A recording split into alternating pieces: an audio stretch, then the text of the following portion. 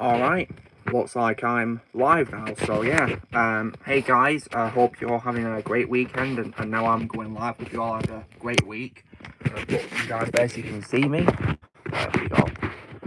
So, now it's time to talk, and due to connection issues, I've got to use a private service to talk to everyone tonight, again, on when it comes to the guests, which is very unfortunate, but yes, through Discord for that.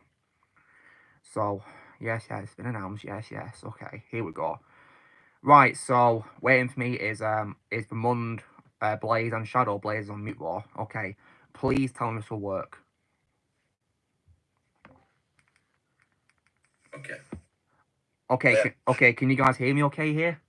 Yeah, I can hear you. Oh, thank God for that. Thank God for that. I was worried it wouldn't work, like last week, how, because Discord's been a pain. Yeah. But yeah, it's good to see you guys here, and hello in the comments to Reverse Prime. But yeah, we're live right now, guys, so yeah. How's it going? Yeah, it's going pretty well since those 16 hours. Has it? That's good. Yeah, things goes well. Glad to hear it. Shadow. Yeah, you did.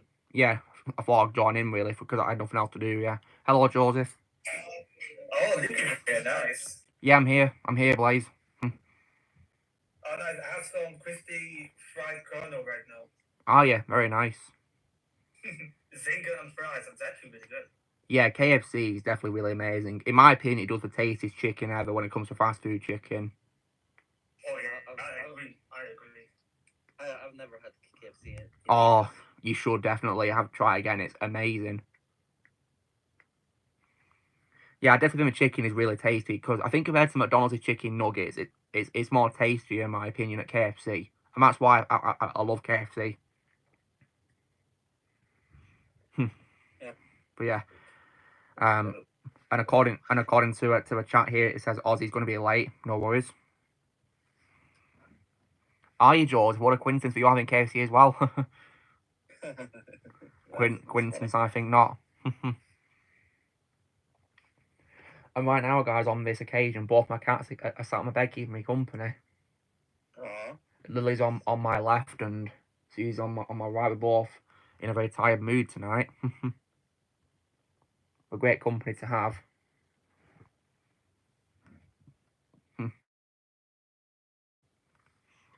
Hey, Darth Prime, nice to see you. But it's a bummer how, I tried to, do a voice chat again, but then, of course, Blaze told me it weren't working. Same for you, Shadow. Yep, it's really a shame. Yeah, it's very unfortunate. I was hoping we could have a fun chat, but unfortunately not. Although we'll say that last week's stream was a success, thankfully, despite this setback, weren't it? Yep, that's one of the greatest streams we ever had. Yeah, it was. I mean, because we didn't have any interruptions or uninvited guests, did we? It was really fun, weren't it? Yes. Yeah, we had a really great time. It was fun for that 1 hour I joined. Yeah, well, it was worth worth every second of you being here, Vermont. Thanks. I appreciate you guys saying that. Well, it's true. Yeah, Casey's chicken is definitely really amazing. Yeah, it's fun. Got lots of comments here on my Daniel Kaluuya post. Let's see. Damn, you guys are making noise on this post, aren't you? Appreciate it.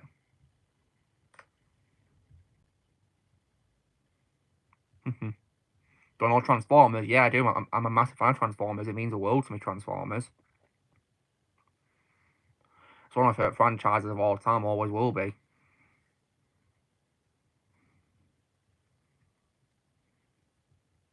Yeah, definitely love it.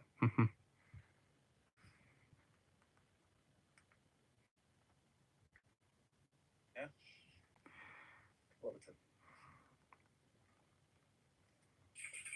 Oh, hey, Luke, I got something to tell you. What do you want to tell me, Blaze? Luke? Yeah, what do you want? So, wait for the camera to show up. Your camera's loading for me, Blaze. Yeah. So after after 12 hours, I can say Tekken 8 is a 10 out of 10. 10 out of 10 after 12 hours. Wow, that was quick. And speaking of completing games, I also managed to finish Lego Pirates of the Caribbean. Well, congrats to you. Which I also finished. Which I also give a 10 out of 10 too. Nice one. Absolutely. Mm. That game is amazing. Yeah. One of the best Lego games ever. Yeah. I mean, it's a massive part of my childhood. Mm. Same here. Well, I have on PS3, so I'll definitely dig into it one day. I'd rather keep a team as VR and Transformers. I wouldn't try to create a new one, but I'd just put it be really confusing. Yeah. Of course, but then you just name change them. I'm not even religious, Ryan. I don't believe in Jesus or anything like that. I'm not religious.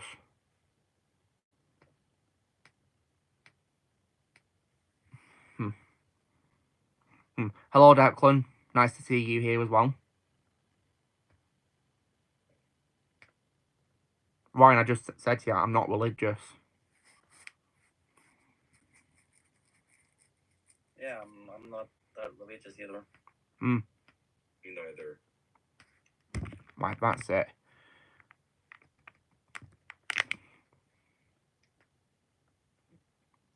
Wait, you as well, Mondo? Wow, I thought you were a Christian. Have you changed recently?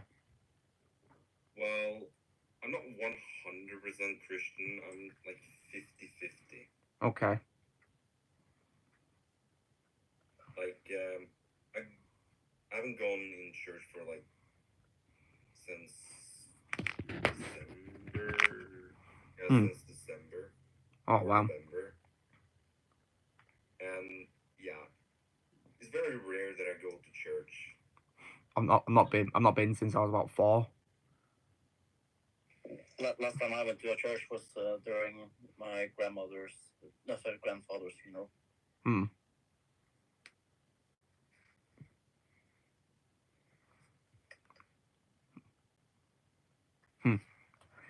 But yeah, I abandoned religion when I was 20, actually. I lost faith in it back then. And yeah, I don't see myself going back to it anytime soon. I just don't see a point in it, really, to be honest. It's just too much of a commitment as well, really, I must say. Yeah. I'm just not cut out for that sort of thing.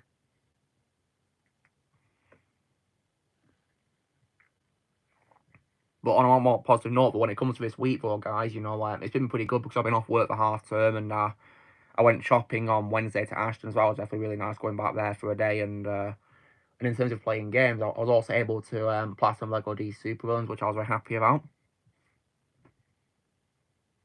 Definitely favorite Lego game of all time to this day. Always will be. Nice. And that means, of course, that last night I started my replay of Lego Skywalker Saga on PS5, but I will say that I am not going to be platinum that game because, in my opinion, it's too hard to do. And of course, I don't want to relive a sequel Trashology again after I already went through it on Xbox One. I mean, I relived it when I played it on Switch, so well, just The Force Awakens though, but yeah, it was torture when I replayed The Force Awakens again. Well, that's what happens when you play it, and I'm not going to go through that.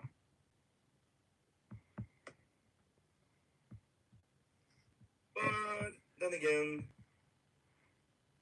those Lego levels are better than the movie. Yeah, for the most part. Not saying much either way. Yeah. I'll stick to the prequels and the originals. I'll play those episodes 1 to 6. That's how it's going to be, but I'm not going to stop.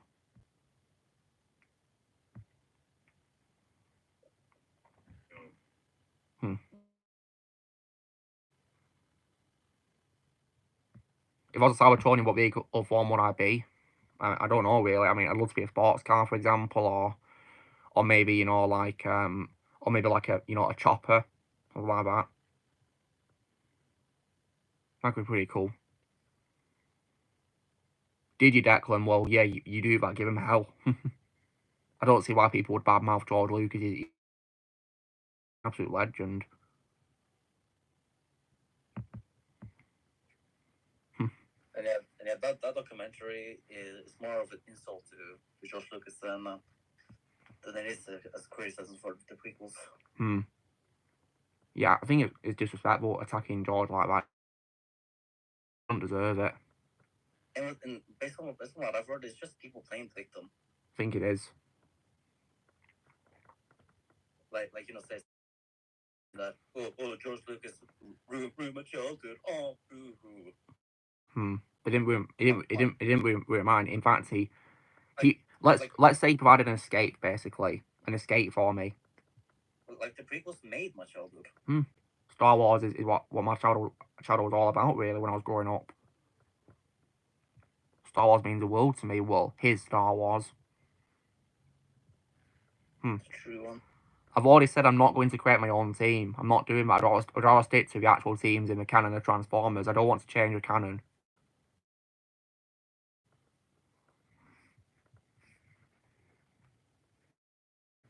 It was one thing I care about Transformers. It's being faithful to it when I'm adapting it.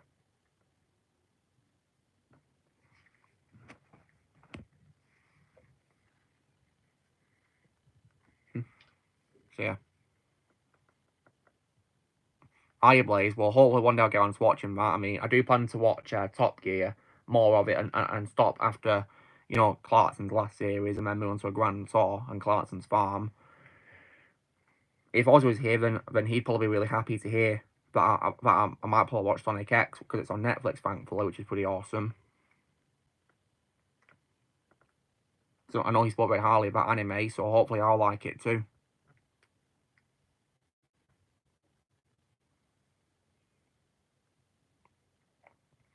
Yeah, prequel certainly did that.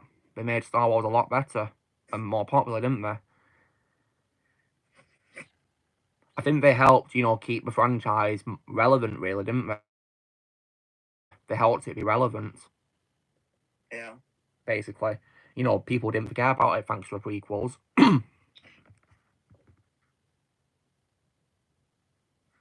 Again, no matter what, I will always support the prequels. Yeah, I love prequels. I always will do. Nothing's going to change my opinion on them. Yeah, Red Letter Media, in my opinion, are a pretty bad channel. I don't like them. I mean, what's pretty funny, Dark is when they review the Kenobi series, they're praising it, which is just ridiculous.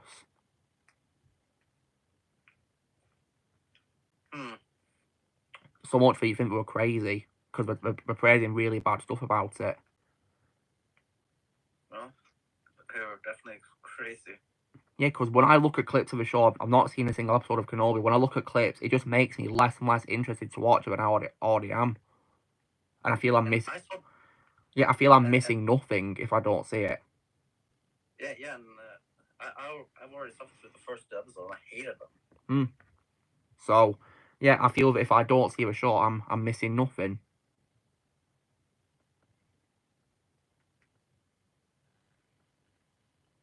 Exactly.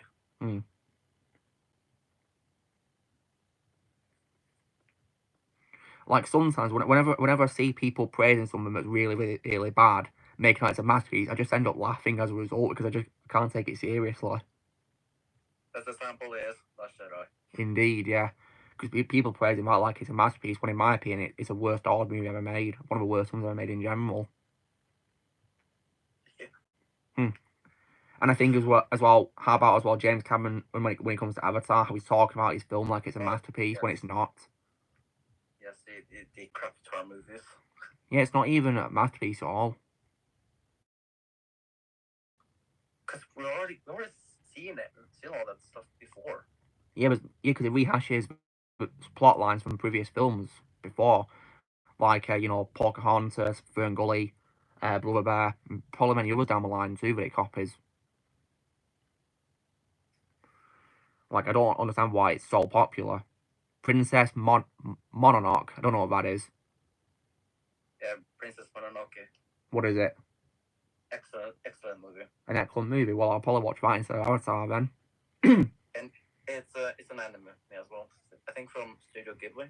Well, I love that company, so I'm sure I'll definitely love this film then.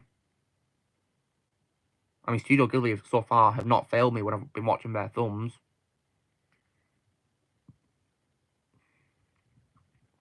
So I've got a positive mindset when it comes to checking out more of the films.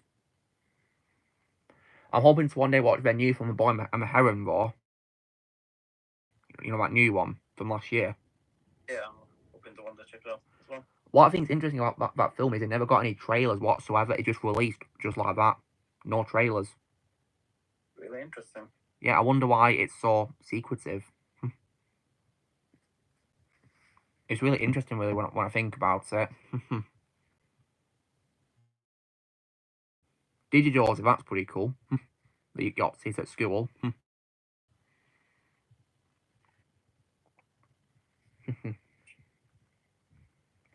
And in terms of playing on PS3 guide as well, yesterday I started the first game of Dead Space, and it's pretty freaky, I must say. Really freaky. But it's definitely better than today's horror, I'll say that. Yeah, even the remake is good. That's good, Blaze. Because I got a remake on PS5, so I'll definitely play that in the future.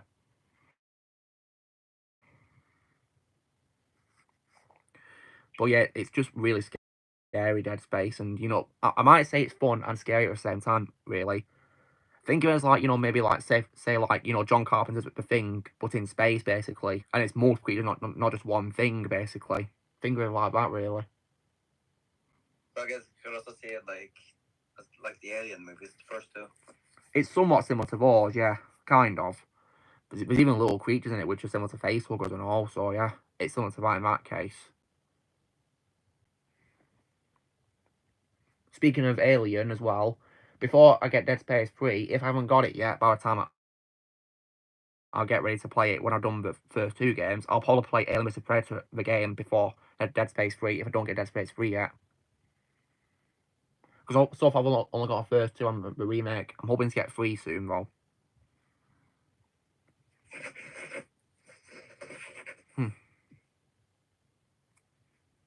Never heard about channel at all, so yeah. When it comes to Transformers YouTubers, I tend to watch Johnny Flash, really, but he's not really posted in a while, so I hope he's doing well. The only thing he's done recently is like compilations of his previous videos, put into like 1 hour videos, really. So I guess it's good for organisation, but yeah, hope he's doing well. I think he's really busy, isn't he?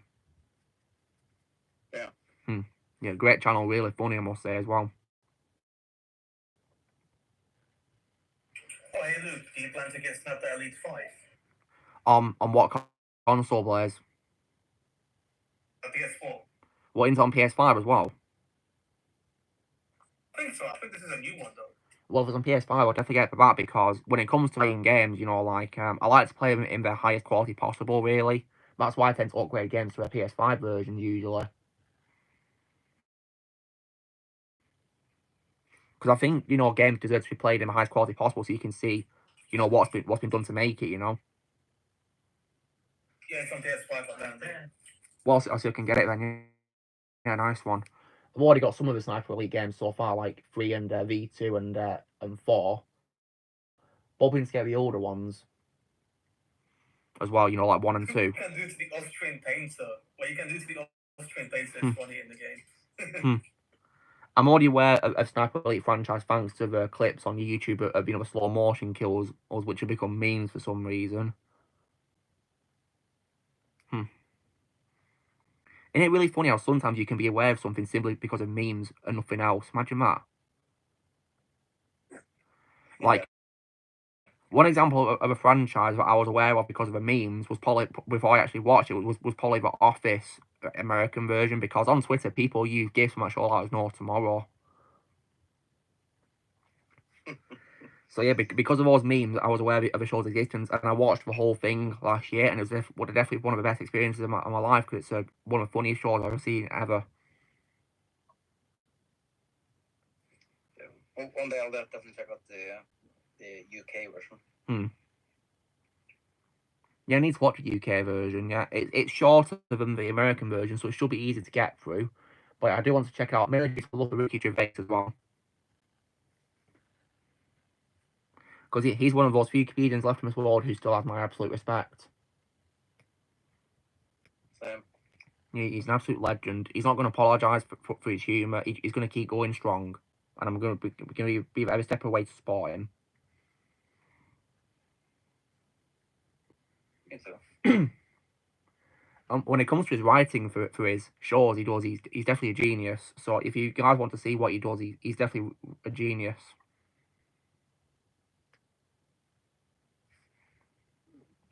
Because if you want to see something similar to Office Shadow, I'd recommend a show he did called Derek from 2012. Where basically, basically, think of it as like The Office, but set in an old people's care home, basically. Think of it as something like that. Yeah, definitely watch it. Yeah, it's like a similar format where it's a comedy, it's like a mockumentary style where you see people interviewed. Yeah, it's similar to that, but set in a care home.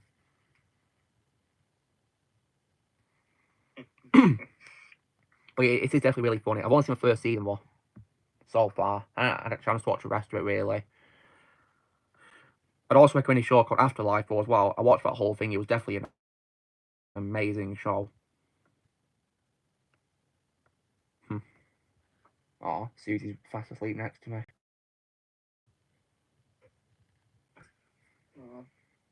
So cute. And so is Lily as well. Both asleep. Yeah. Isn't it amazing how on my stream they both sat on next to me on both sides, left and right? Amazing. Cute. Yeah. So cute. They're just so loyal, aren't they, really, as well?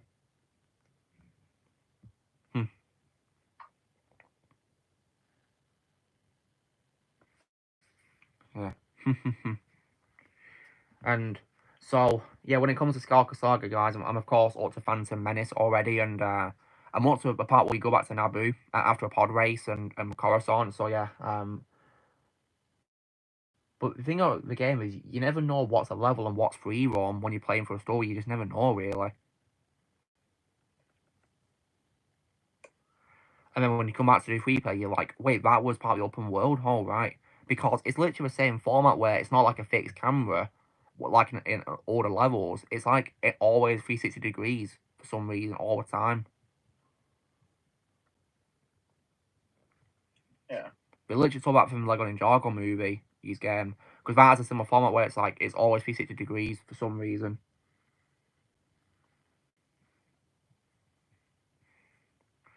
But yeah, it's definitely a very different direction, I must say. Probably because we're using a different engine too as well. And I must say as well that on PS5 it does feel different gameplay wise too, because the characters move more smoothly as well. So there's definitely a difference there. But I must say the visuals definitely are stunning to look at. You can tell the plot of everything to make him the game.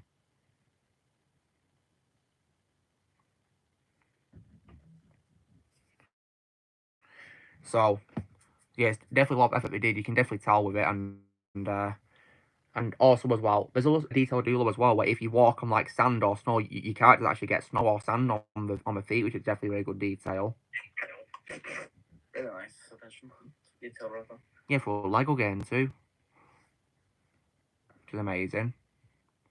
If you want to see me voice acting Transformers, then I've actually done some series on my channel. Go check those out. You'll see me voice acting lots of characters actually, lots of them, not just one, lots.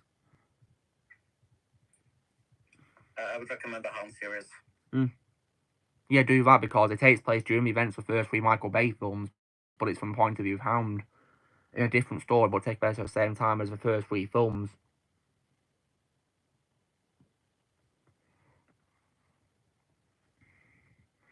Because I'm getting playing lots of Transformers, not just one, lots of them, and it's a lot of fun to do. And yeah, the Hound series was just, again, amazing. Well, I'm glad you thought so, Shadow. Hope you really enjoyed it. Please do, yeah. It's there for you on the channel.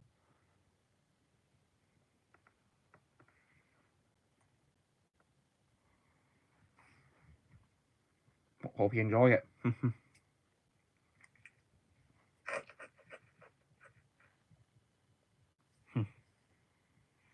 And also as well on Blaze's channel, Legion Studios, I've also done some Transformers read-ups with him, which was lots of fun. See you around. Thanks for being here.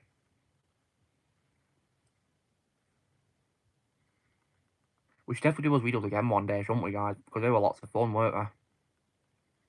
Yeah, we should. Yeah. You know, we had a good laugh too as well, watching them as well in you know, parties, which was lots of fun. Yeah, really missed those read-ups that we did. Yeah.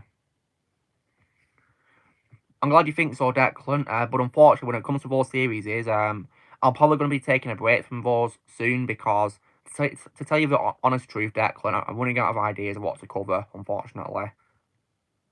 So I'd rather not milk the series and just move on to other things to do, really.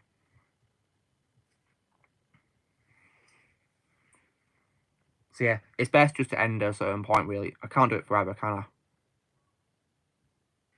I? No.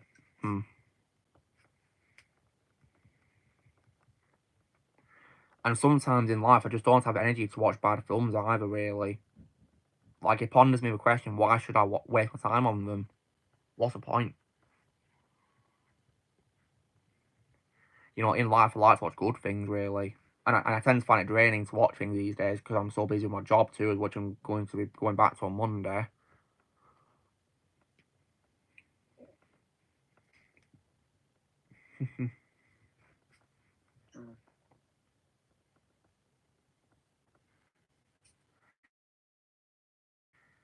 Yes, usually it can be very exhausting, really, to be honest. Which is why, you know, after last week and so far on this stream, it's been really good so far because it's been really good talking without any interruptions, you know, it's been really great. I like it this way. Just, yeah, peace and quiet. Yeah. Not people talking. Just what you need, really. Really. Kind of feel like that, really. And you know what? I'm not going to complain because I really like this. That's cool, Blaze. I'll be looking forward to getting back into redubs. Can't wait for it. Very exciting. Oh, Susie's curled up now. Yeah, Declan. Yeah, sorry. Blaze, just tell us which what you want next. What you want to do next for redub. Yeah, let us know, Blaze, what you want to redub, and then yeah, we'll get to it. It'll be lots of fun to do.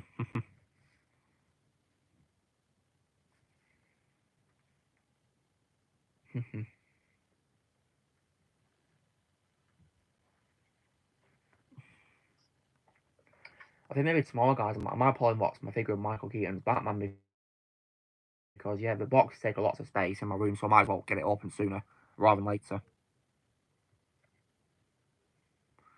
Probably after film a video on why I think Cats and Dogs didn't need sequels.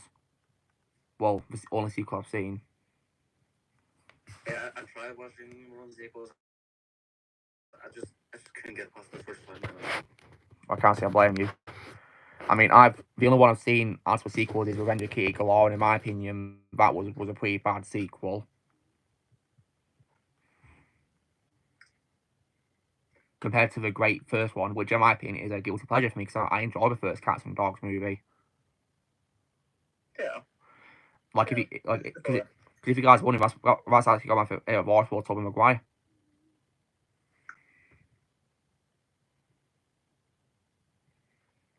But unfortunately, he didn't even come out for a second film. He instead got replaced by Neil Patrick Harris for some reason. And it wouldn't be the first time that he's replaced Tobey because he replaced Tobey as Spider-Man at one point for that new Spider-Man animated series show, didn't he? Which is based on the Raimi trilogy. But he was definitely, in my opinion, a miscast with Lou, in my opinion. And what's worse is Lou's not even main character anymore for some reason. So, who's the main character for this one? Some dog called Diggs, who's voiced by James Marsden.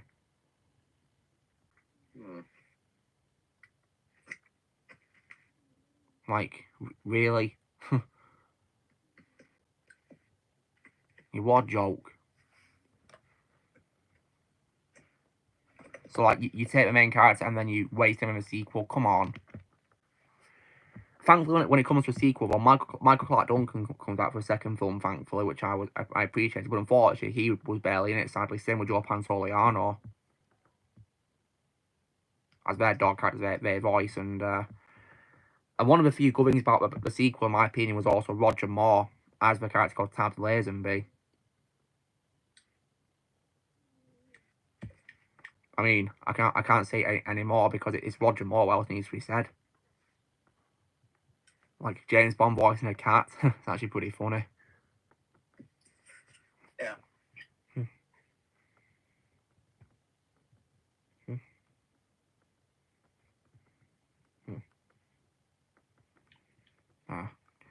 Yeah, sleeping. Hey, Don. Hey there, Don. What's up?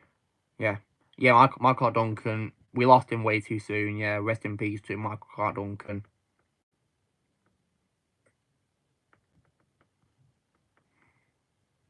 Rest in peace to Roger Moore as well.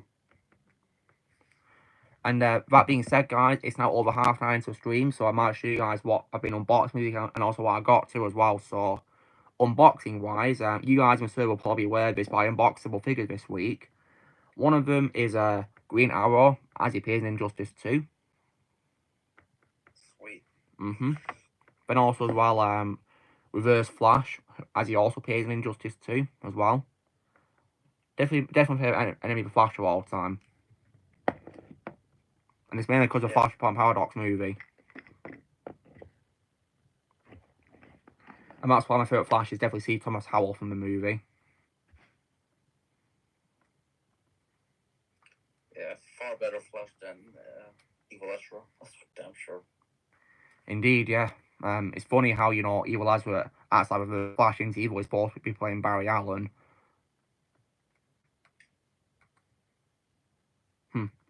Justin Chambers is definitely way better Barry Allen than Evil Ezra any day. Then also as well, Hush as well. And if you guys was asking who my favourite Hush is of all time, it's Kevin Conroy. Rest in peace. Yeah, same. He was a great Hush. Because I think compared to Batman, who of course is in my opinion his greatest role ever, I think Hush is like a massive contrast because he made him such a creepy, terrifying adversary of Batman. So creepy, I must say. He nailed it. I know, right? And he definitely showed that in the Arkham games. He certainly did. Then as well, yesterday I unboxed my figure as well of Japanese Spider-Man, which is definitely really cool. So while I say sayonara to today's trash shows, I will, however, say konnichiwa to his 1978 show when I get around to watching Back in the Future. And then today, guys, I unboxed a figure of an Xbox video game character. This, to me, is the only version of his character I can accept, not based on a dreadful TV show from Paramount Plus, and that, of course, is Master Chief. A good version. But the only version, as far as I'm concerned, the only one I can accept. Screw the TV show version, and also screw his actor too for attacking the fans. Yeah, like I mean, if you guys want to hear proof, you know, he literally said, you know, if you don't like the helmet being taken off, you don't like the show. But the thing is that, you know, I do hate the show, but it's not just because of the helmet being removed. There's tons of reasons why I hate the Halo show. Not just that. And also, Jay has told me that he likes the show, but he was also appalled by the helmet being removed, but he got used to it afterwards. So yeah, what does that tell you, Pablo? Shows that you don't make any sense. You're a disgrace for that. And also, the helmet is the most iconic part of Master Chief. Yeah, by taking it off, it gets rid of the mystery of who he is as a character. Like, some mysteries are not meant to be solved. And that's definitely one of them. I'd rather keep him as a mysterious character who's... I mean, and even when he's got a helmet on, he's still a very likeable character who is so much fun to play as in the games. Yeah, Michael O'Donnell would have been a perfect casting as Goro, most definitely. Share never got a chance to see what happened. Then when I went to Ashton, guys, I got several video games when I was there, and also as well a movie as well. But on PS3, I know Blaze was overjoyed when I showed him this when I got back from Ashton, because I got 2 games in a franchise that he wants me to play, which is Prince of Persia, and I got Prince of Persia, that's what it's called. Yeah, indeed, he's happy. And also as well, the Forgotten Sands. These weren't part of a trilogy collection I got, so I thought I'd get them, you know, just to further complete it, really. After that as well, on PS2, I was also able to get some other games. Now, one of them is the first installment for a franchise, which is like an action-adventure franchise involving a character called Rico Rodriguez. And of course, you probably know him for using a grapple hook a lot. And this first game, of course, is Just Cause on PS2. That means I now have a trilogy of 1, 2, and 3. Because if you guys are wondering, I personally hate Just Cause 4. And I'm not going to revisit that anytime soon on PlayStation. No chance. Then, as well, I got the first installment for another trilogy of video games.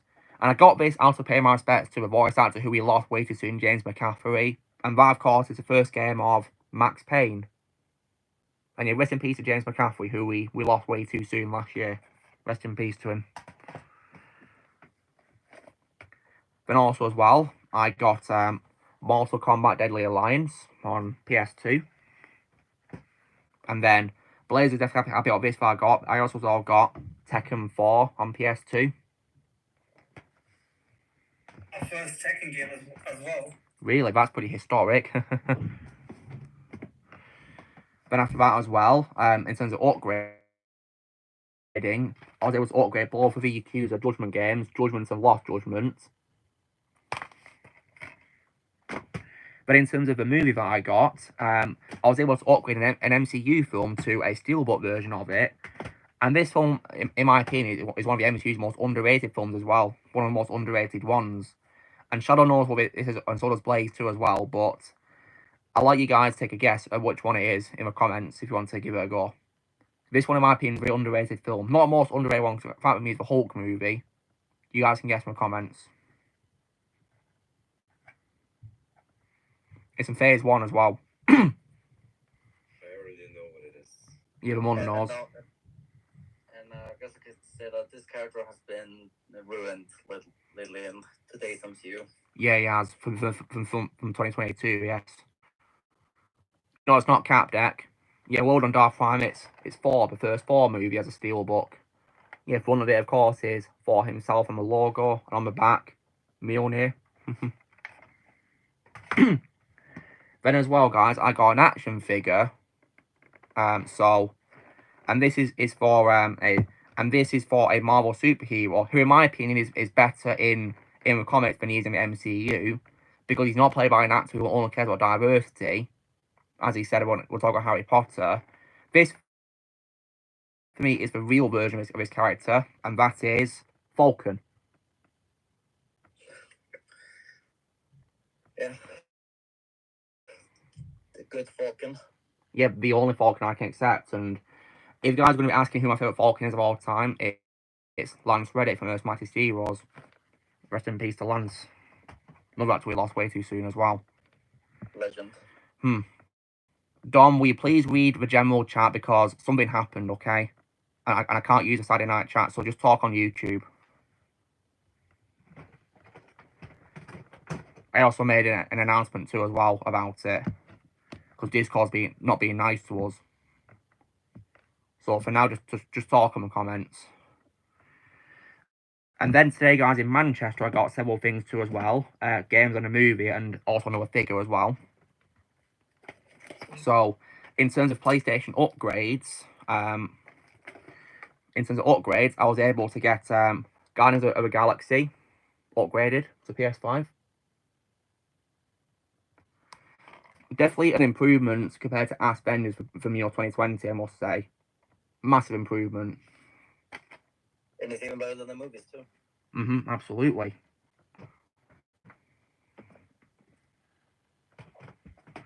Then after that as well, since upgrading, I also upgraded Watch Dogs Legion as well.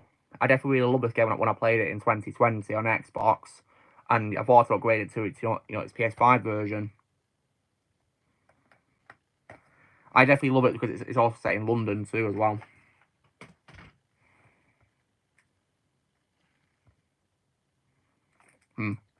And then also as well, in terms of other things I also got too, I was also able to get a remake of a horror game. And this, of course, is a remake of Resident Evil 4.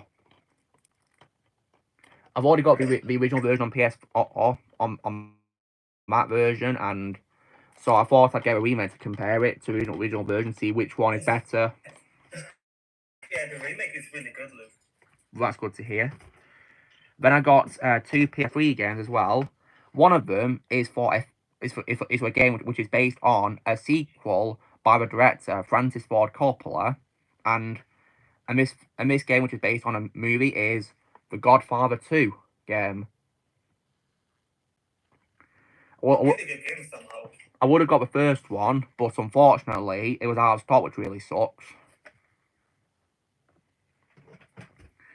And then after that, I was also as well able to get a trilogy of games for a franchise involving the character Lara Croft, and that, of course, is the Tomb Raider trilogy. So this includes a Tomb Raider Legend, Tomb Raider Anniversary, and Tomb Raider Underworld. Then after that, I as well got several PS2 games today as well. One of them is actually for a James Bond video game, which I've heard great things about, and a lot of people regard it as the true sequel in Pierce Brosnan's career, which is not Die Another Day, and it's also as well apparently stars Willem Dafoe as the game's villain, and that of course is none other than 007, Everything or Nothing. So yeah, I thought I'd get this because I've heard good things about it. I think people in the comments have told me that it's the true 4th Pierce Brosnan movie for James Bond, not Die Another Day, because that movie, in my opinion, is garbage.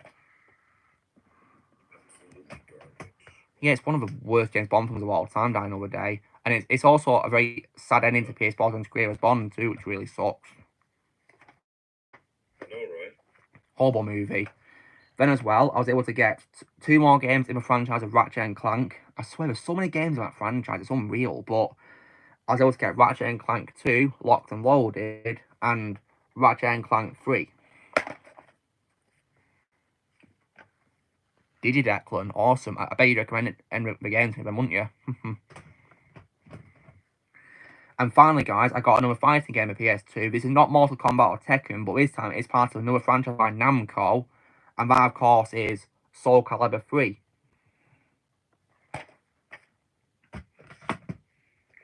And then I was also able to get a movie upgraded, and this is actually as well, so a steelbook as well, and it's for a 4th installment in a franchise where, in my opinion, none of the films suck, and the 4th installment actually only came out last year as well. You guys can take a guess if you want to.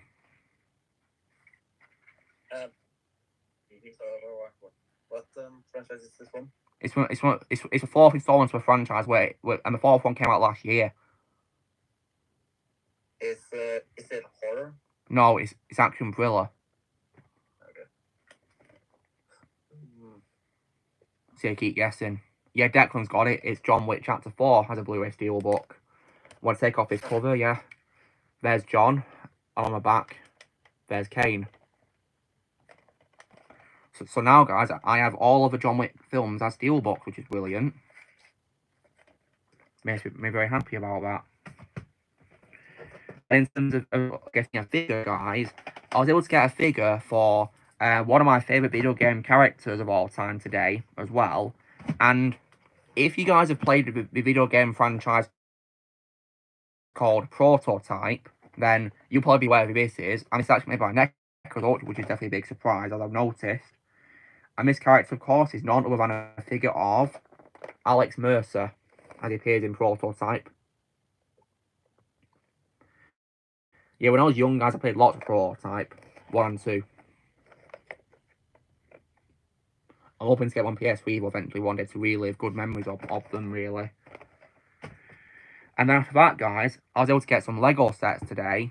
And it's a pity Ozzy's not here, because I know he'll be really happy about this, because I got these sets in anticipation for an upcoming film with a very popular blue hedgehog.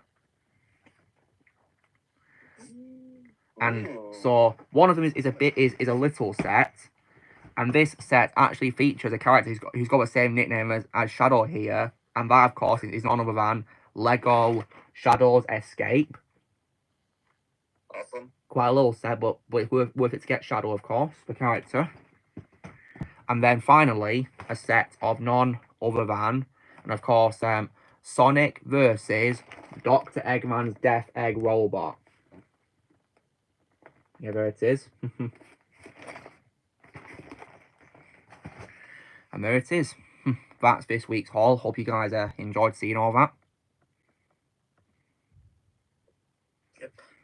So if you want to tell me your favourites, then by all means, go for it. Love to hear this. Right, so Prince of Persia games, Max Payne, Sword, Guardians of the Galaxy, Tomb Raider Trilogy, Godfather 2, Everything or Nothing, John Wick 4 Steelbook, Shadows Escape set, and the Sonic vs. Death Egg set. Nice.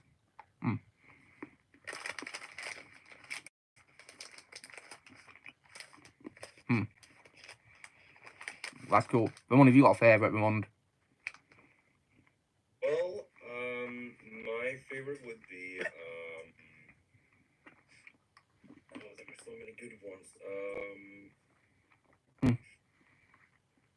I think my favorite of those would be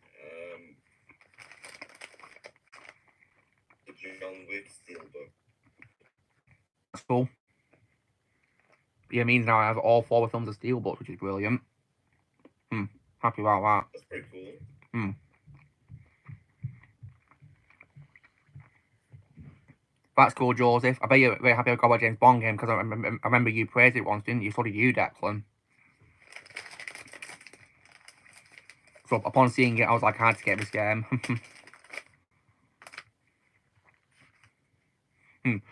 Your fans is also nerdy. I definitely have to get them. Hopefully next week I can get a set with Knuckles in. Hopefully.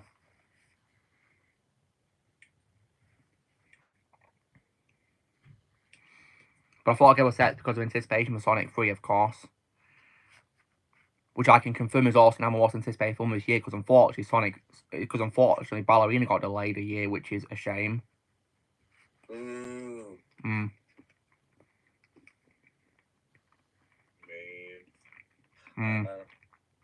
That was terrible news. Apparently it's so we can film a new action scene, so I guess that's a good sign. We're trying to make it better, but still a bit bummed out they got delayed. We're looking forward to it. I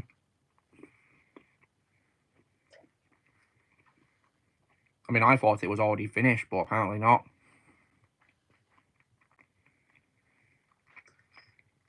That's good to hear, Joseph. Looking forward to playing it, digging into it. Well, even though the movie has been delayed, I'm just gonna wait patiently. Patience is a virtue. Yeah, it's good to be patient. You know, it's good not to rush things, really, isn't it? You know, because rushing can just be really stressful. Yeah.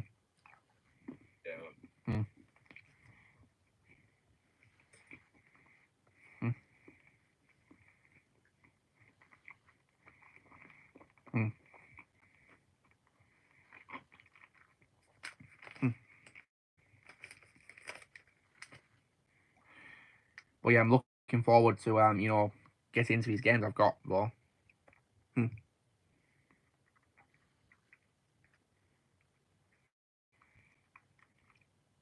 Yeah, it's a shame that it was so campy Dying Another Day. It was another joke. It was an absolute joke. Dying Another Day. Terrible movie. Especially that ending. Yeah, it was abysmal. The whole thing was abysmal, especially the ending. It didn't make any sense, the ending at all. Like the movie turned MI6 into complete morons. Yeah, it did. It ruined them. And also that the Death Star knockoff. Well, what is it? Star Wars. more like Bond Wars.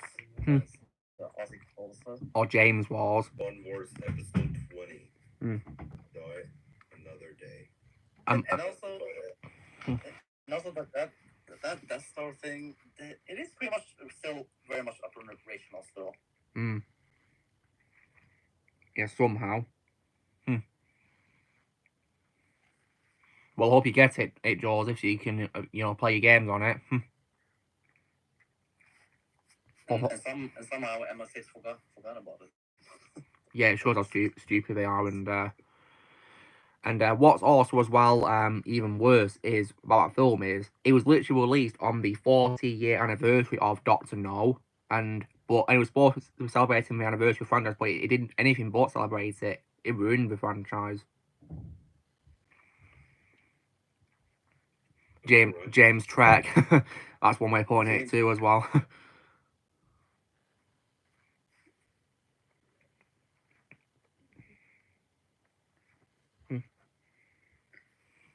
Yeah, and also, what's the deal with playing a pop song during this one getting tortured? I don't know. It's bad editing, really. It's just completely out of place. Especially something about Madonna as well. Madonna as well sang it. That was so effed up. And Shadow, did you catch that Madonna has a cameo in the film as a sword fighter? I saw that. It was kind of pointless. Yeah, what was the point of that? Like, honestly, Madonna should have kept away from that movie, because there was no point. Yeah, indeed, and State of Union sucks. I hate the State of Union. Horrible Triple X movie. It's horrible sequel. To me, there's only one Triple X movie.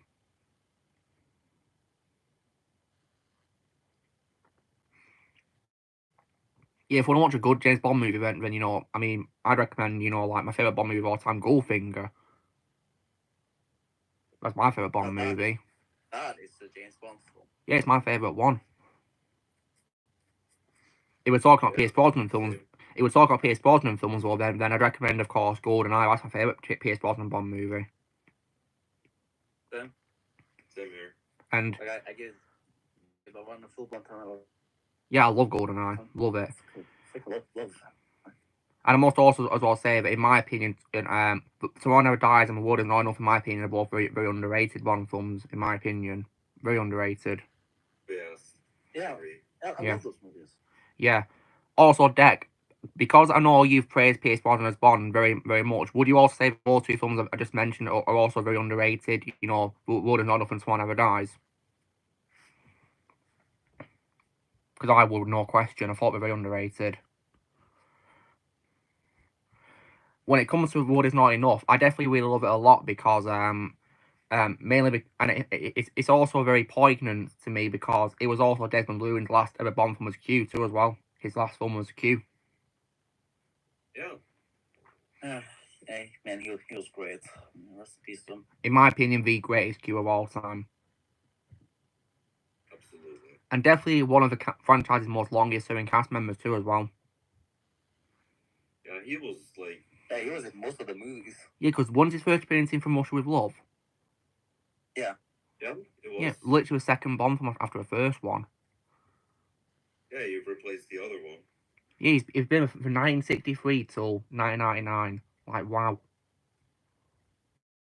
Amazing, isn't it, how long he lasted? 36 years. It's a shame that he died in a car crash after that film released, yeah. Rest in peace to him. Yeah, I know, right? I can't believe Dino Day screwed over John Cleese. He'd have been such a great Q as a good substitute to Desmond Llewellyn. Can't believe he screwed over John Cleese. Because I think John Cleese is one of the few that we didn't quality Dino Day, in my opinion, too. It's just a shame he got screwed over. Yeah, he got wasted. And it's a shame too because John Cleese is also one of my favourite comedians, and he's also a comedian who has my respect these days because he's also against woke trash as well.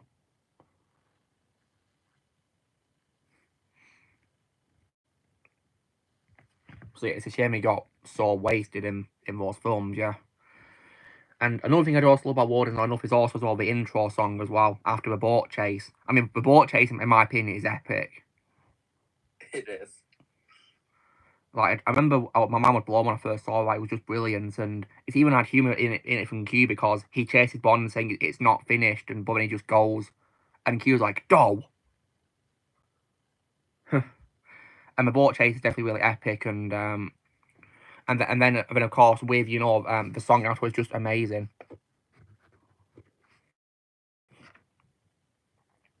Yeah, he's part of Monty Python. Yes.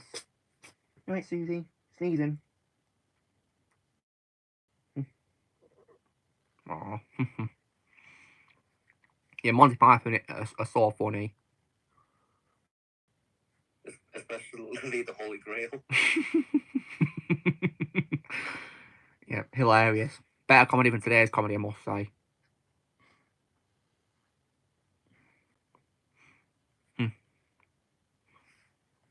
Yeah, way better, because back then they knew we were doing with comedy. Yep, they did.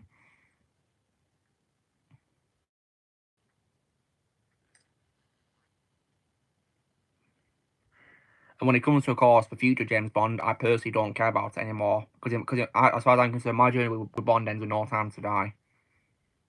Yep. No Time to Die. Where it ends.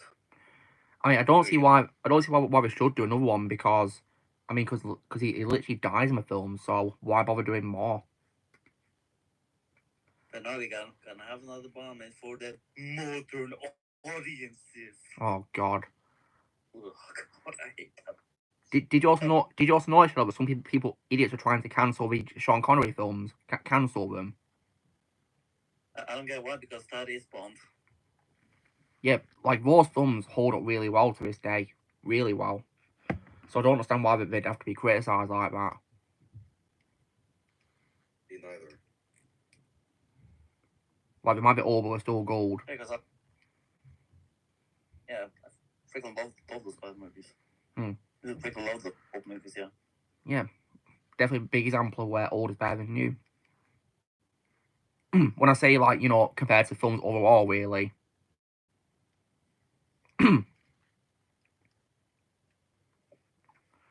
I've not seen Wind and Willows, no. Hope to one day.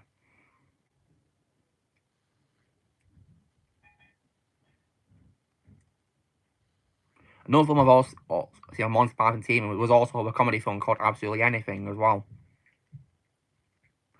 Which is directed by one of them, which is Terry Jones, and it stars Simon Pegg as the main character. And it's basically a film about a character who gets powers to do anything he wants, basically, from aliens. It's pretty funny, in my opinion, underrated. Well, special for me because it's Robin Williams' final film as well.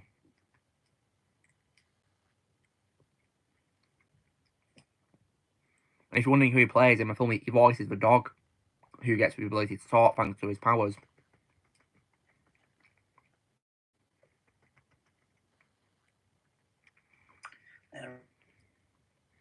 Rest in peace, Robin.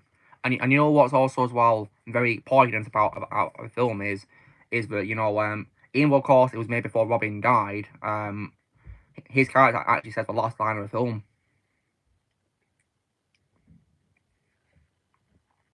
Because literally after he says the line, the film ends with a credit really, and if you're wondering what his last line is, guys, in his career, then the last line he ever said is "Nobody's perfect." Man. And you know what? He's not wrong, is he? Yeah. Man, I miss Robin Williams. Me too. Me too.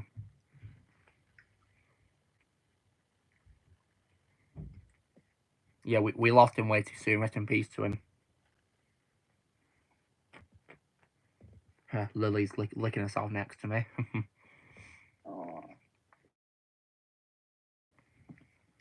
Loves having a wash.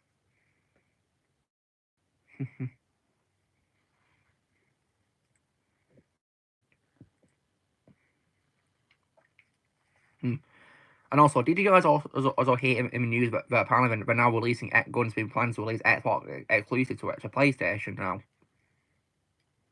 Yeah, I have. And you know what? I couldn't be happier because, in my opinion, the exclusive to Xbox don't deserve to be on Xbox. In my opinion, they don't deserve to be on that console at all. Yeah, just waiting for news that Halo will appear on the PlayStation. Hopefully, it will one day. Yeah, I don't have to waste money on my Xbox to just play those. Yeah, because I definitely need a good shooter game to play on PlayStation. So hopefully Halo can be on there.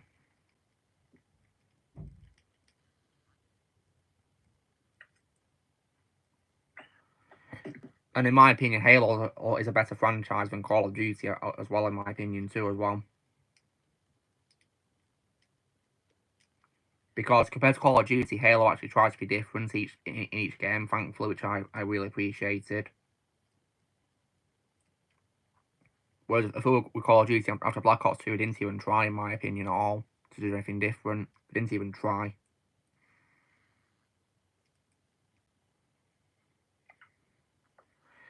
And I can confirm it because I've played several of them and I've not liked the direction that the franchise has gone at all after Black Ops 2.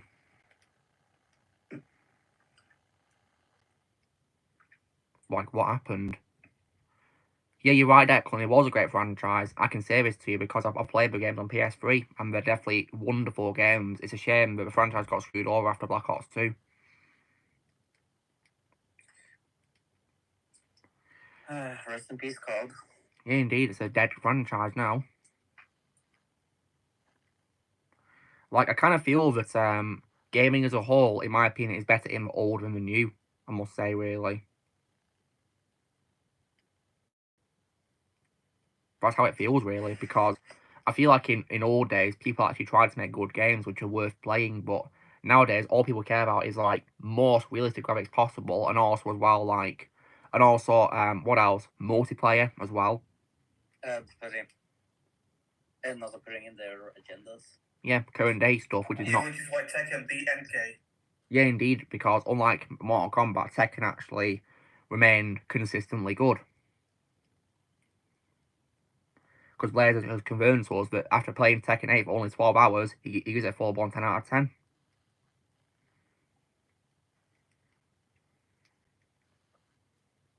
And I can't wait to dive into the franchise eventually.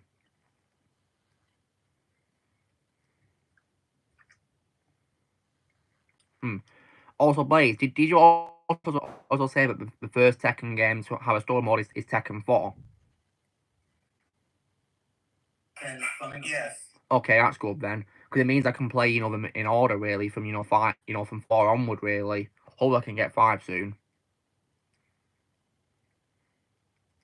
In the first phase, you have stories, but they're mostly just endings. You can watch. I see. Because when it comes to playing the games, I don't want to get spoiled, basically. If I'm playing a story mode, I don't want to be spoiled. Think like a film marathon, basically.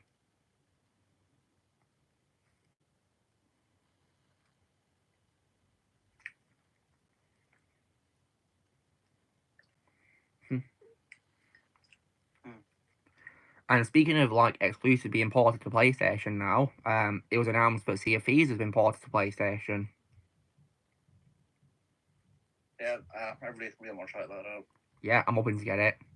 I didn't play it on Xbox because Blaze told me that apparently the Xbox One version is bad, but the 9th generation version is better, apparently, on, Series XS, but I'll definitely get the PS5.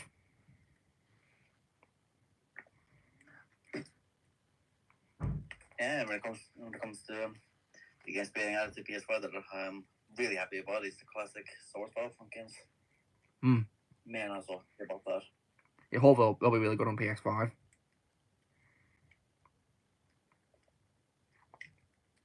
I mean, in my opinion, they're also much better than the EA Battlefront games.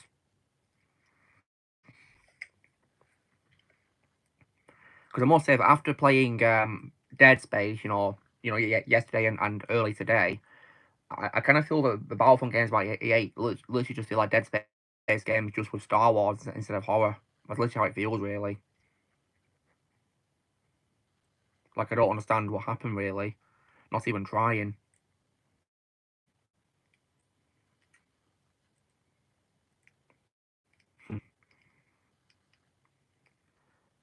That's cool, Joseph. I actually saw a PS1 today when I was at Kex, shopping. I saw one there for sale. It was like 55 quid. Yeah, a memory card for it.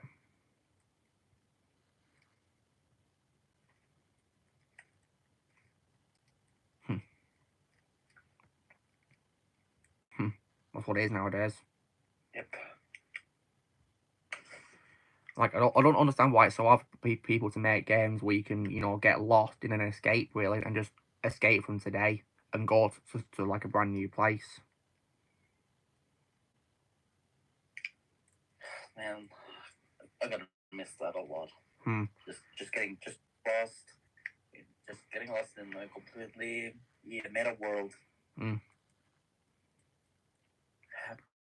Just think of all the great things you can do, and that's never gonna get that again because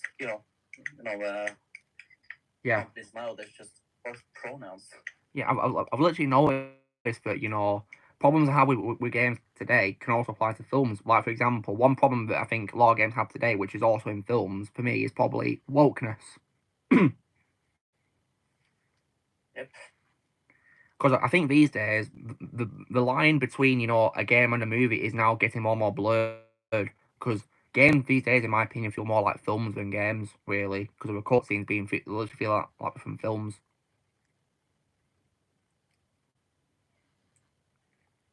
And unfortunately, I feel like, but unfortunately, of course, wokeness has ended up in lots of games as a result, which really sucks.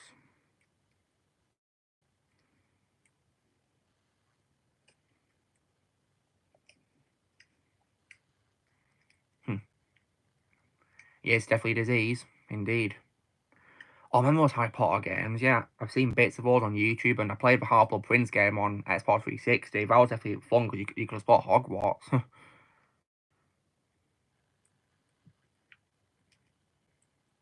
I think the only one of those games that I own is the Order of the Phoenix one. You I need have that on Wii. The only one I have is just the Deathly Hallows Part 2 on Wii. Oh, I'll play one on Xbox 360 as well. Oh, but man, I'm jealous. Yeah, it's a good game, Deathly Hallows Part 2 It's game. really hard, though. I still haven't completed it, though. There was one I completed it. thing in the game I couldn't beat, and that was Voldemort at the very end. It takes practice to get the, you know, the beam aimed correctly at Voldemort. Especially when you on the Wii version. Yeah. And yeah, I am also beyond happy that we got Hogwarts Legacy last year. Yeah, I'm looking forward to playing that eventually. That's probably going to be one of the games I'll be playing on PS5 after I've done Skywalker Saga's original and prequel levels. Nice. And you're gonna have a lot of fun just grinding, in being a wizard. In the world of Hogwarts.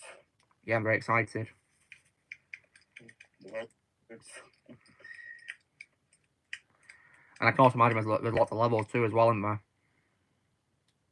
Yeah, there's lots of story missions. I think there's like over 30 or something. Over 30, wow, that sounds fun.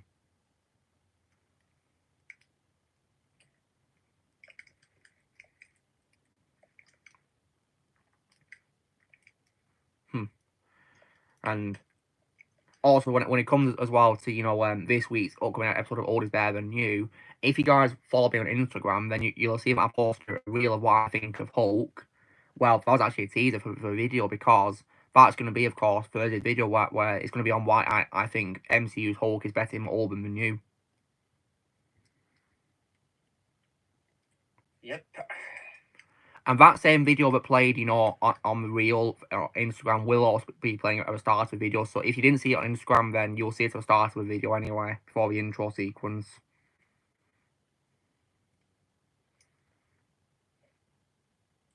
Yeah, I'm looking forward to it.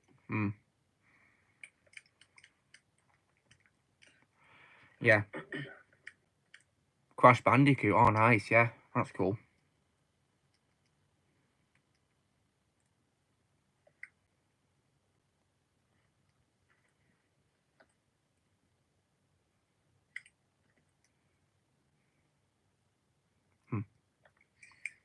Yeah, I know, right? I can't believe even the 2003 film had a more accurate Hulk than the MCU's today Hulk. Oh, I might say it's not really Hulk, it's just a pathetic excuse for Hulk, isn't it? You know, what we're getting nowadays. It's not Hulk at all. Yeah, Hulk isn't supposed to be like all calm and he's supposed to be angry. Yeah, he is. Just for like he's supposed to break things. That's who Hulk is.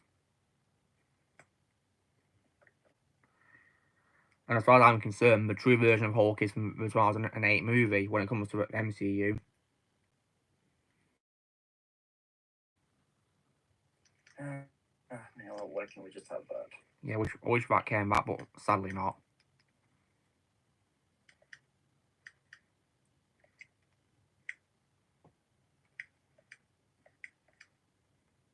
Yeah, I really miss Ed Norton very much as Hulk and Bruce Banner.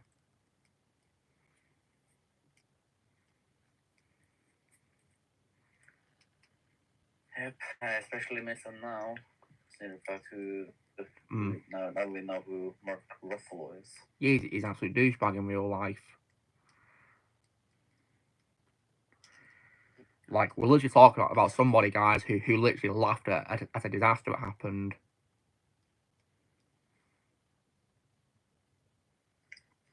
You know, a disaster where people died as well. Yeah, and lost their homes. Yeah, lost their homes. Well. Lost their homes at Christmas time, and Matt Ruffalo laughed about it.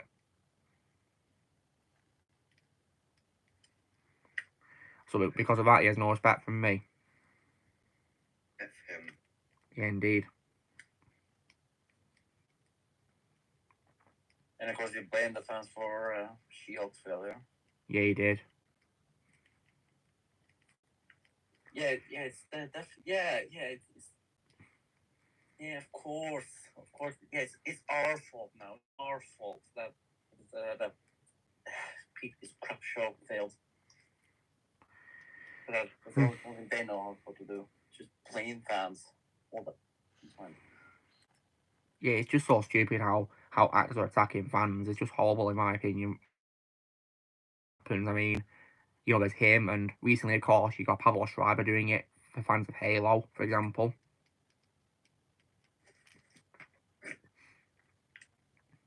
Yeah, all these people know how to do is blame the fans. Like, it's definitely not the fault of bad writing and direction and adding in all woke agenda. No, it's a fan's fault, apparently. Ugh. I just hate that. It's horrible to talk about.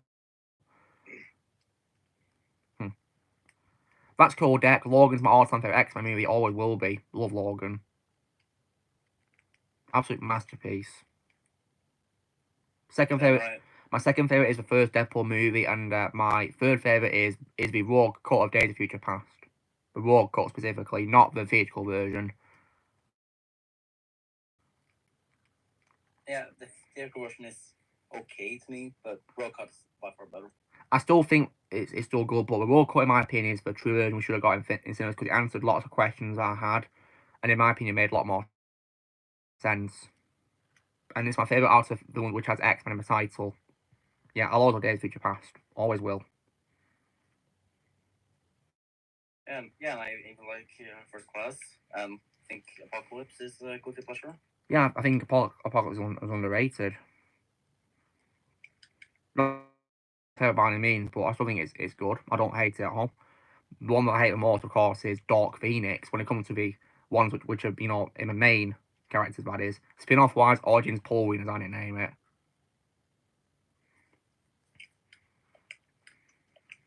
And for Next Generation Mutants, look up the New Mutants. Yeah, I saw that film sucks as well. Didn't like it. Yeah, it sucks. Quite a sad way to end, you know, the one of the, you know, the Fox run before, of course, Disney took over, isn't it?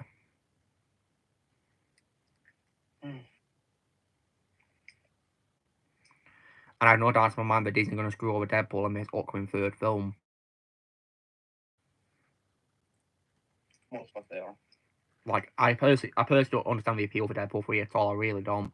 And also, what I think is so funny is, why would you call it Deadpool and Wolverine when in the first trailer you don't even see Wolverine's face, just the back of him twice in quick shots?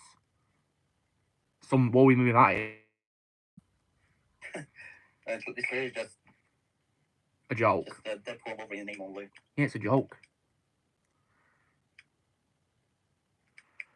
And I'm supposed to be excited and I see Wolverine. I'm a fan of bringing in that TV company from the Loki series. Oh God. Yeah, the TVA as well. No, don't bring current day Marvel into that. They're trying to make us watch a show to understand the film, and that's just not how you market a movie at all. I'm one of those people that actually did enjoy the first season of Loki, but come on, I don't need to see a place like the TVA in everything. In Deadpool of all movies, yeah, Deadpool 2 is the epilogue.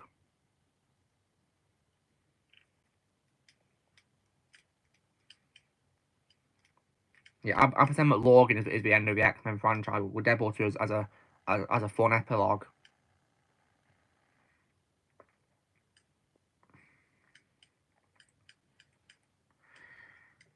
And if people are going to be asking me, do I think that Cable and Domino are going to be in this third Deadpool movie, my response is, I hope not. Gonna waste them. Yeah, they'll be ruined beyond all belief. I don't want to see that. I'm not sure if we got Cable in this, it would just be sandwich jokes non-stop. Yeah, it will be, literally.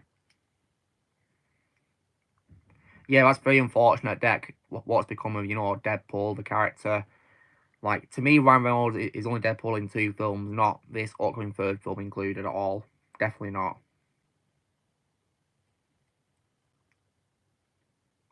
Yeah, and that when it comes to movies I actually am excited for, then that is the Twisters. Sequel. Oh, that'll be really good, yeah. And to be honest, that was the only good Super Bowl trailer we got. Only good one. The rest was just trash. Yeah, what a shame there was only one good trailer in the Super Bowl. Because I bet lots of people like to watch the Super Bowl, not just because of the games themselves, but also because of the adverts and the trailers that play.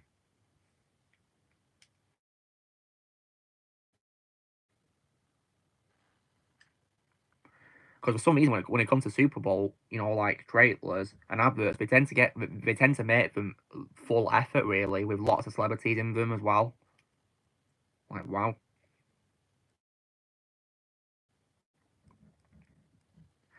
If you guys would ask me what my favorite advert was at a Super Bowl, it was definitely one with Carl Weathers. Yeah. Rest in peace to Carl. Like. Yeah, that's my favorite because it was Carl Weathers. Well, needs to be said. And how they paid the tribute to him. Yeah, I love that. That was amazing.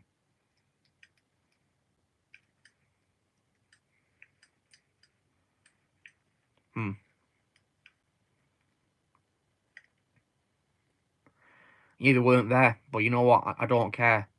The less characters in the film, the better, because I hope they don't get ruined.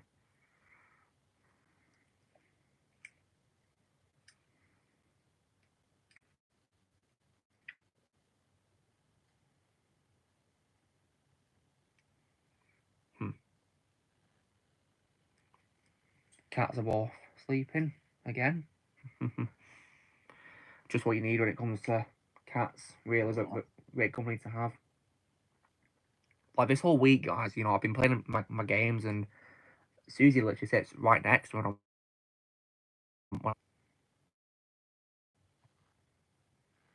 That is really, really adorable. Yeah, it is.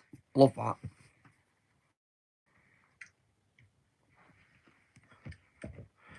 Oh, that's cool. He's something in Happy Gilmore. That's definitely a really funny film.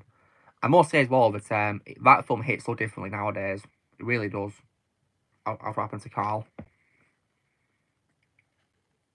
And I have to see Happy Gilmore one day. Yeah, do it. It's really funny. Definitely, in my opinion, one of Adam Sandler's best comedies that he did. And speaking of Adam Sandler, there's also a film he's in this year which I'm definitely looking forward to watching called Spaceman. which is going to be on Netflix because he made like a deal, didn't he, where his films are now on Netflix, and this is going to be one of them. And I hope it's going to be really good. It looks like it's going to be a drama film as well, where he plays a serious role again. And because I love his serious roles so far, I'm sure I'll probably definitely love this role.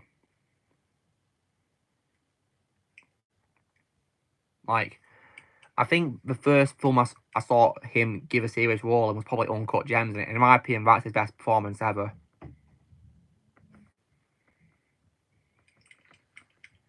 Definitely, to me, the best performance of his career. Yeah, to me, the best performance of Adam Sandler's career was Uncut Gems. Doing very well, thank you, Adol. I hope you're doing well. And yeah, I'm just hanging out, and I've got to figure Master Chief here, Iron Boiler. The real Master Chief, of course, not the awful Paramount Plus version.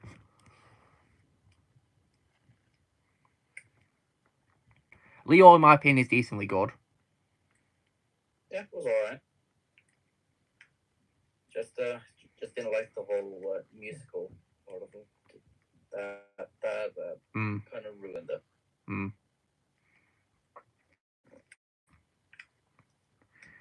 And no example of a series what I sounds like I also love is also in sports from Hustle as well. Yes. Yeah, I definitely loved Hustle.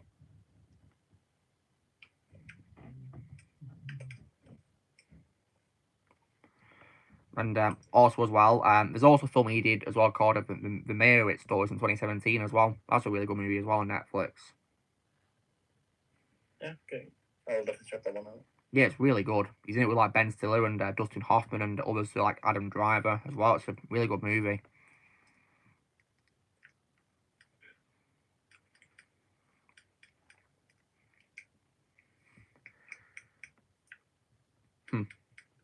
And I'm also as I'll say that when I've been going on TikTok because all these past couple of days, I've seen lots of people bashing Madam Web, ranting about it, and you know what, well deserved. That one deserves all the hate that it gets. And all I have to say to them, what you're feeling is, oh no! Anyway. Yeah, I love that meme. It fits so well for this as well, how the film is failing. It's what it deserves.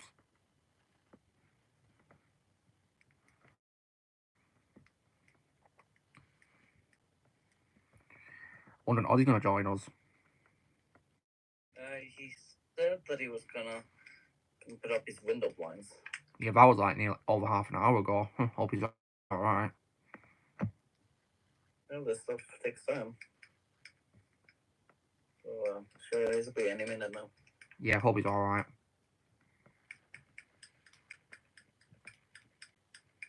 Oh, yeah, and also when it comes to Madam Web, I did see the trailer. God, it's terrible. Yeah, I'm not surprised. I was frankly not interested in watching it. Yeah, it is Dark Prime, much worse than Morbius. I mean, some people are saying it's the worst movie I've ever seen in my life.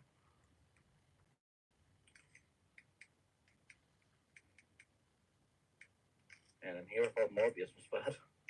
Yeah.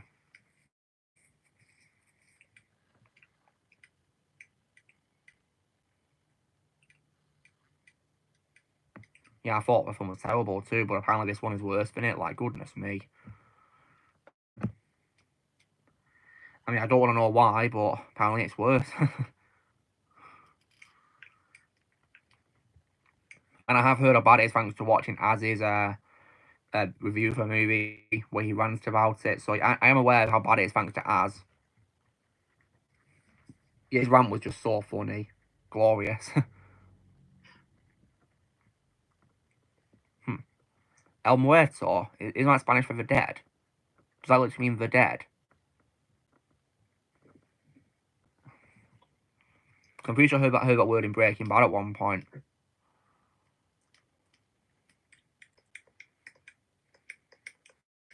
Yeah, I hope they don't screw up over Venom 3. I really hope so. Because if with Venom 3, I'm going to be really angry because that's my last ever Marvel film ever going to see. Me too. Provided it gets released after Beyond the Spider-Verse, that is. Because who knows what's going to happen Beyond the Spider-Verse introduction.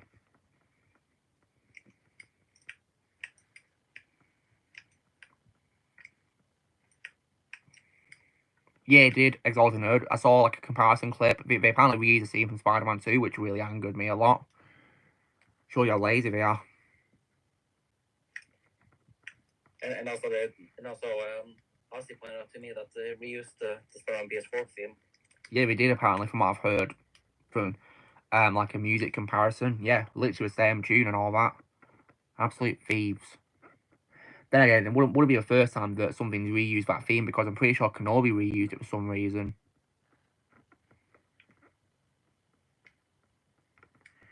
Which in my opinion is a very silly move, like just leaving some of that theme alone. And that's definitely one way how to ruin a great soundtrack. Indeed. Yeah, I know, right? Give me a new season of Spectacular Spider-Man. That's what I'd rather see. Provided it doesn't go warp, that is.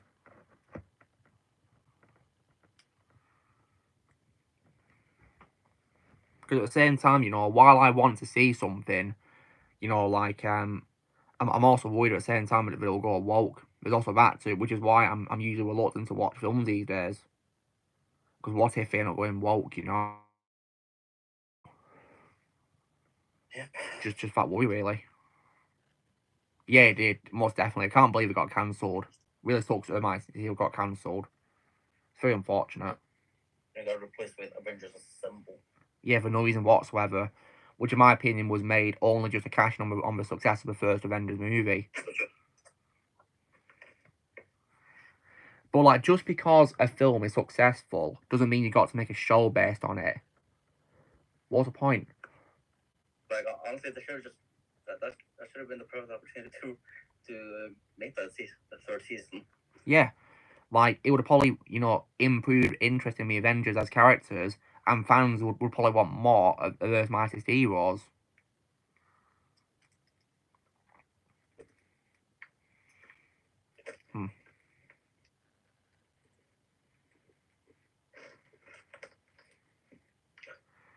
Yeah, it was. The X-Men. It's a shame I didn't get a second season. And yeah, I definitely love the 90s Spider-Man show as well. From 1994. Great show. And one day I'll check out both of them. Both of these shows. Yeah, 1994 was really good. And they are on D- for me, of all places. Of all places, had to be on.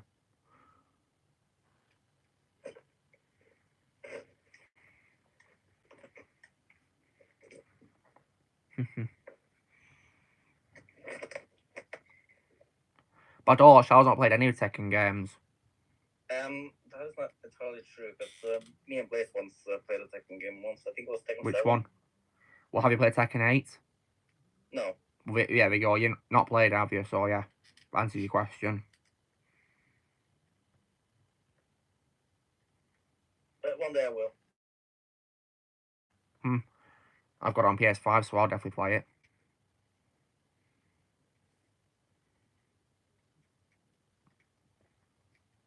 Yeah, Fred is my favourite Hulk of all time, always will be. To me, he's the greatest Hulk ever. I think Hulk in like animation and video games is still going strong thanks to Fred. Yes. Because unlike, of course, Mark Ruffalo, Fred knows how to portray Hulk correctly. Not as a joke. And he was even willing to give up his voice for the Hulk as well. Yeah. Still got it to this day.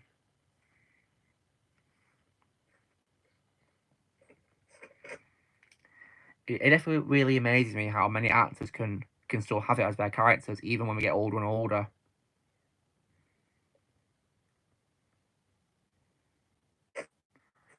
Like, it's just very impressive, really, how we still got it all these years later.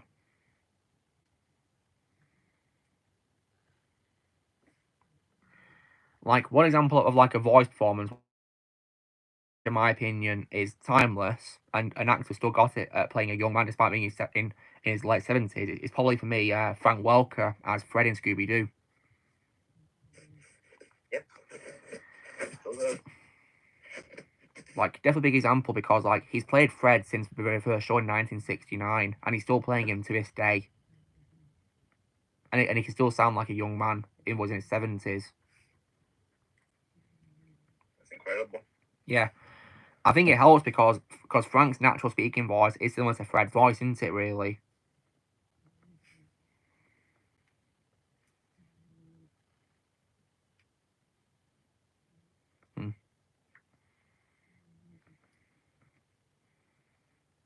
Oh, that's cool, that doll. I like that. Pass him the torch.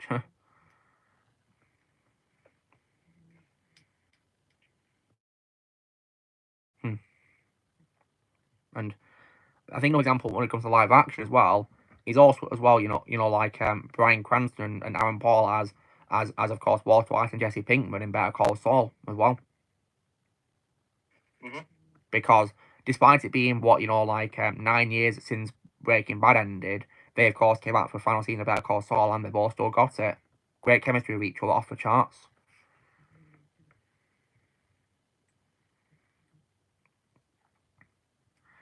And in Jesse's last appearance in the show as well, in Better Call Saul, he was like Aaron Paul was in his 40s and he was pretending he'd just come out of high school. Still got it. Like just great talent like that. Pretending you just come out of school, but even though you're in your 40s in real life, just amazing.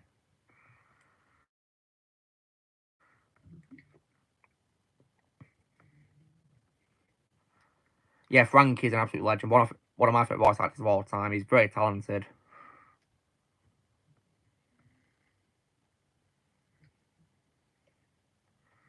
As well as Fred, he's also my favorite voice of Scooby himself as well. Same. Definitely love his voice of Scooby. But overall, my favorite Wolverine of all time will always be Megatron in Transformers.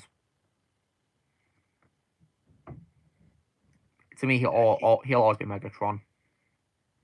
Yeah, he is the real Megatron. The true one. Yeah, it's true. I do lots of trouble. He's kind of swear. I think the only time he doesn't swear is in Home Alone, isn't it? But yeah, even though he did almost swearing. The funny thing is that when he was filming for a film, he forgot it was a family-friendly film and he sweared on it. But yeah, he was told not to swear. He completely forgot it was family-friendly. Like, it just makes the movie more funnier.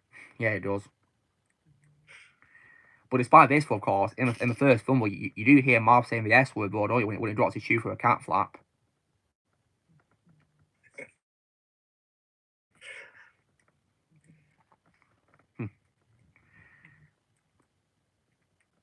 Can you see the yawning? I love hearing her yawn. It just shows that she's happy and sleepy, you know. And I think another example of an actor who is still got it despite being pretty old is also as well Peter Weller as RoboCop. Yeah, and it came with the Hiram after played Spider-Man 2. Yeah. When you of course play it, you'd have to be very impressed because he's in his 70s and he still sounds just like he did in the original film. Same amazing voice. He's still got it. And that makes me even more excited to play RoboCop. Yeah. Gives a really amazing performance once again in Rogue City. See you, Deck. Thanks for being here. If you want to see the rest of it as well, that you will do, because I'll be streaming until around 11 o'clock my time as well for another 90 minutes anyway, so yeah, that'll be fun.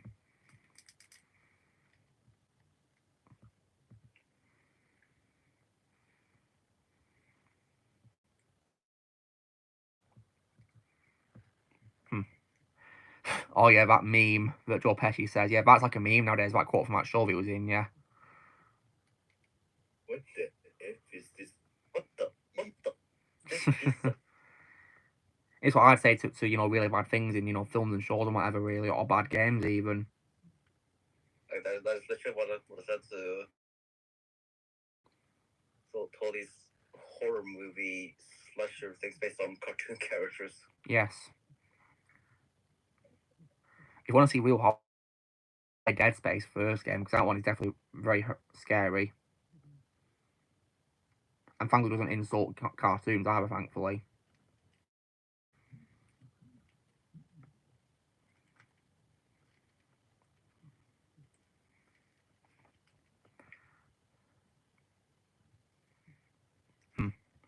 Come quietly, or there'll be trouble. Love that line. Yeah, me too. I love a lot of Walcott's lines.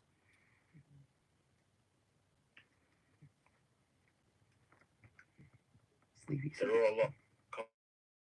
Mm. With me. And you'll hear him say him again as well.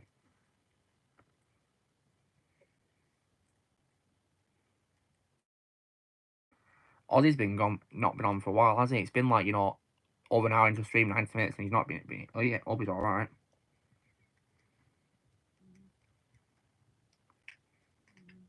Hey, I just want to ask him. Yeah, why don't you ask him, see how he is?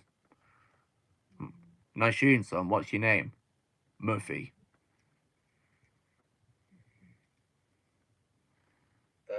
That's where Robocop ends for me. Yeah, perfect ending right there.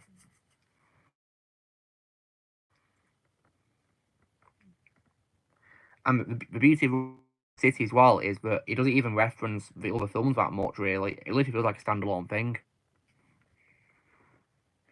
So you can play it without even needing to watch the sequels, which is very handy. Yeah, I noticed that the Robocop sequels are on Amazon for me. Yeah, unfortunately. But I'm just like, eh.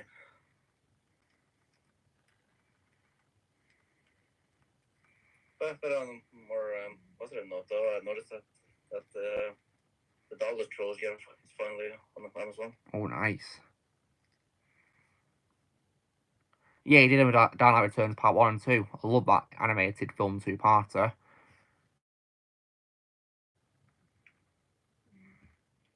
Definitely a voice for Peter Weller.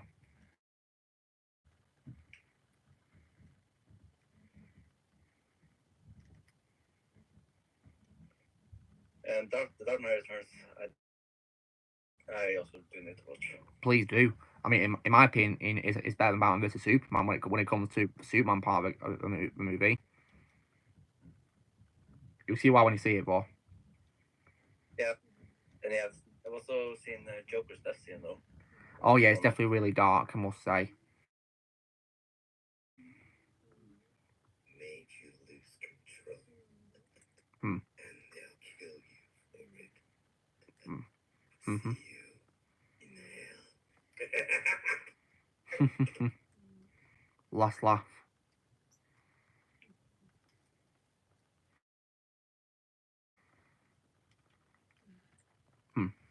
So yeah, I really do hope when it comes to PlayStation 5, guys, that they will port the Xbox exclusives to it. I really hope so.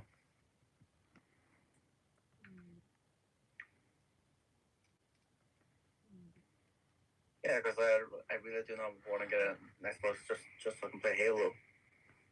Yeah, Xbox, in my opinion, is not worth it. If you guys saw last week, on why I think old Xbox is better than new, this week, then you'll see what I mean. About why it's not worth it. I mean, did you guys see my video on why I think old Xbox is better than new? Yeah, You'll see what I mean about why it's not worth it then. I'm happy to be a full-fledged PlayStation gamer.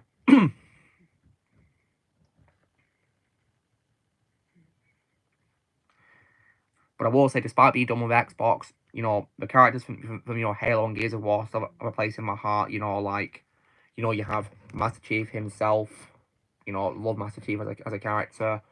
And as well, when it comes to Gears of War, definitely as well, of course, Marcus Phoenix. Here we are. The two Xbox GOATs. Greatest of all time characters right there. Nice.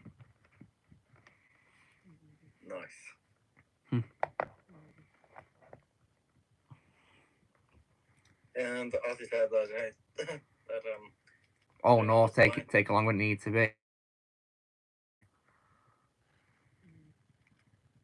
Oh dear. What a shame, but it's slowed him down.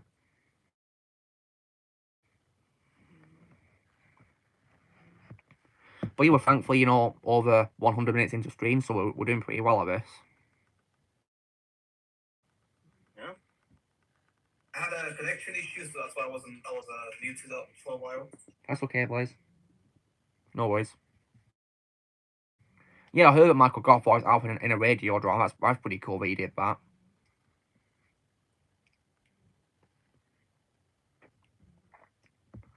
And speaking of Michael Goff, guys, when it comes to, you know, Lego Dimensions 2, I would definitely include, you know, Michael Keaton's Batman in the game, and I'd also include a pretty funny reference to you know to Batman Returns in the game's story mode, because do you guys remember that scene in Batman Returns where Alfred gives Bruce some soup and Bruce complains about the soup being cold, but Alfred told him it's meant to be cold. Yeah, that's pretty funny. Yeah, like a very random and hilarious moment in a dark film, I must say. Right, well, and include a reference to that where basically the main heroes, of course, have dinner with you know Michael Keaton's Bruce Wayne, and Alfred would give them a different suit to what he gave in Batman Return, just to make it, you know, different and not copying it. This time it'll be Gazpacho's suit, which is tomato soup but cold. It's like a Spanish suit which is cold. And basically, I'd change it around where you know this time around it'd be Gandalf, you know, trying the suit this time. He'd probably say like, you know, oh, thank you very much, dear fellow. But then when he'd try, he'd be like, oh my, this soup is cold. It's supposed to be cold. Yeah, that's just so funny. Like, it's proof that even though Batman Returns is a pretty dark film, it does have its fair share of funny moments, like that, for example.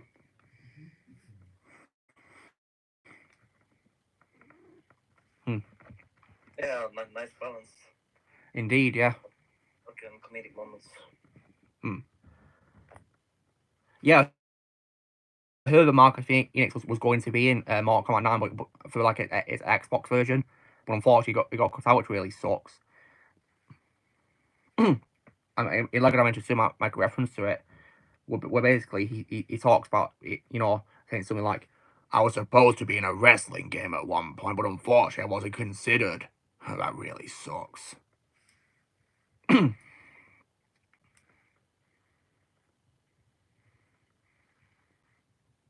must say as well, when I look at, you know, his likeness on this figure, it does look a bit like Dave Bautista. I can see why, of course.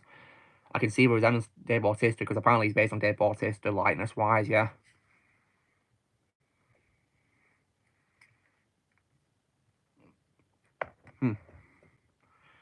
And the reason... And the reason as well why I include that suit part as like a gag is also because, you know, is because I'd want to include archive audio of Michael Goff for the game. I don't want to recast his Alfred at all.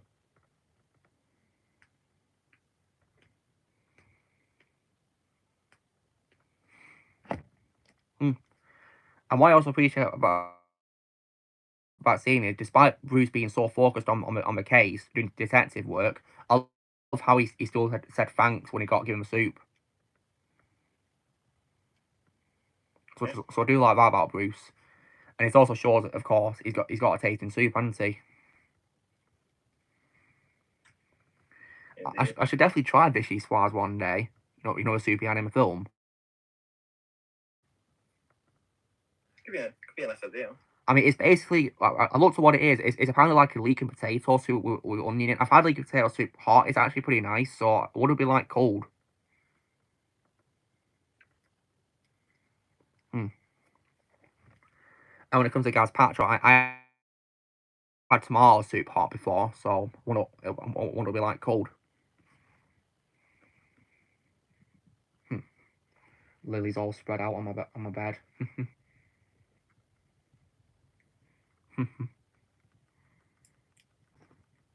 Susie. Or they say it's taking longer than expected, and asking how stream's going. It's going pretty well. Stream, thankfully, which is good.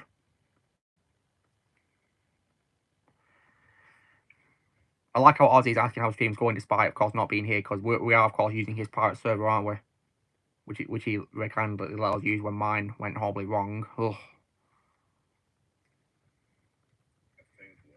Yeah, he's a hero for that. It's a lifesaver.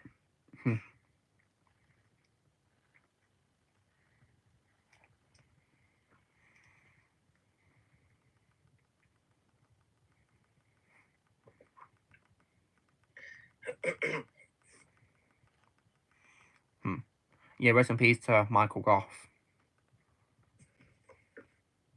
casting. Michael Gough was definitely, in my opinion, a perfect casting as Alfred.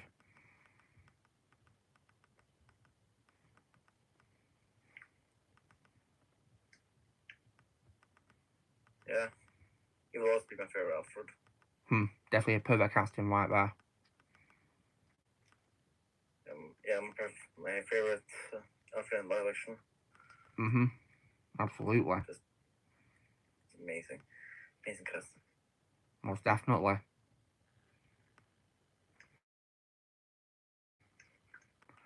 And speaking of the Halo show, guys, which we talked about earlier, one of the YouTubers I follow called Lethal Lightning, he tried to upload his review of episode 4, but he keeps getting taken out by Paramount. Oh, God. Interesting.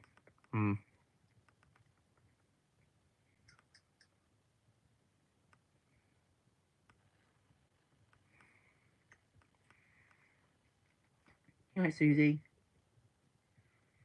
Oh, she's deciding what position to be in. I think the answer is similar about all. I think it's because they're trying to hide that the show's terrible, so we're trying to get rid of all these negative reviews, aren't we? I mean, look at the Last of Us Part 2's reviews. What Naughty Dog did with it.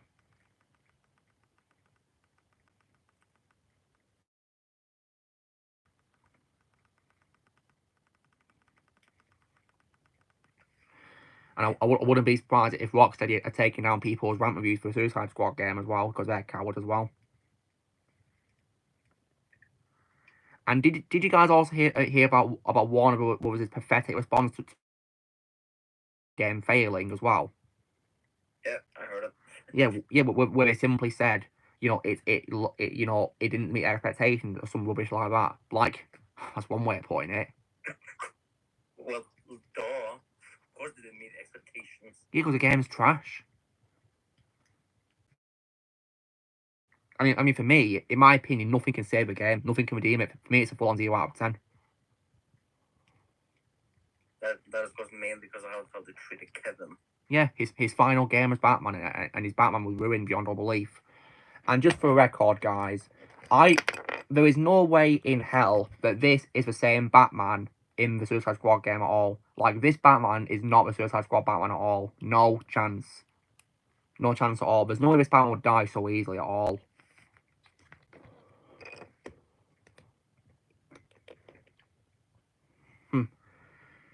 And, like, I also can't believe they gave him such a horrible last line, too, as well. Where he simply asked, you know, them, are you done with your bad stand-up routine? What kind of last line is that? That's terrible. It's not even close to what Batman would say. Yeah. And what's also worse is he literally dies under control of Brainiac in the game. Doesn't even, like, get redeemed or anything like that. Neither does the rest of the league. They all die. One absolute joke. There are apparently excuses that they're going to be brought back. It's too late for that. And you know what's also so dumb, Shadow, is they literally have a tribute to Kevin in the credits where you see him doing a recreation of the animated series intro pause on the rooftop. Yeah, it's a little too late for that tribute, even though you Yeah, it's way too late for that. Yeah, the whole game is a joke. It's an absolute joke. And also, guys, I saw it at the store today for like £69, and I gave it the middle finger and walked off. Can I tell you something about that? Because I was in a shop and I was looking at some games, and I did the exact same thing. I can't blame him, Mond. Give it a middle finger. Yeah, I instead got Resident Evil 4 remake. When I was at Game, today was store called Game. Yeah, it deserves to be in trash, absolutely. Definitely for me the worst game of this year so far. It might possibly still be the worst one by the end of this year and all, at this rate. There's a game I did hear good things about, though, guys, which came out recently called Helldivers 2. I heard good things about that game. Things like things like a shooter game. Yeah, I might probably get it one day, see what I think of it. Yeah, it's on PS5. Might see if I can get it. Yeah, it's on PS5. It's like a PlayStation exclusive game, isn't it? Yeah, so I don't think I can get it. And it's at a reasonable price. Yeah, Paul Scott. I feel so bad for Ty Castro again, to be honest. All the talent was wasted in this trash. Why?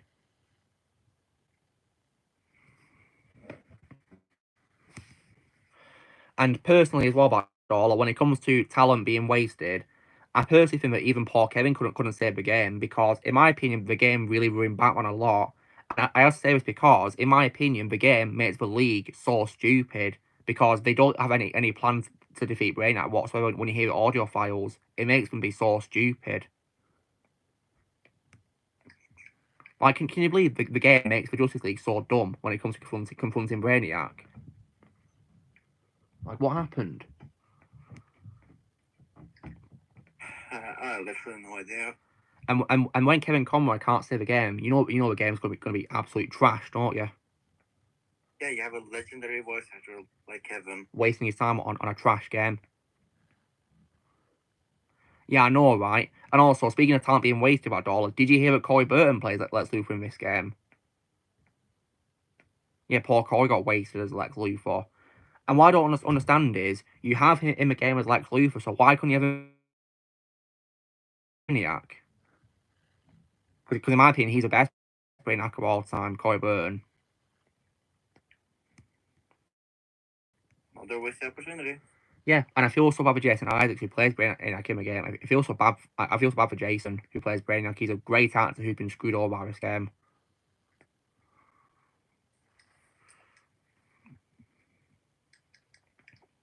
And when it comes to Superman, I'm pretty sure Lucky Nerd told us that it's Nolan North playing Superman in this game. I feel so annoyed with the wasting Nolan North time as Superman.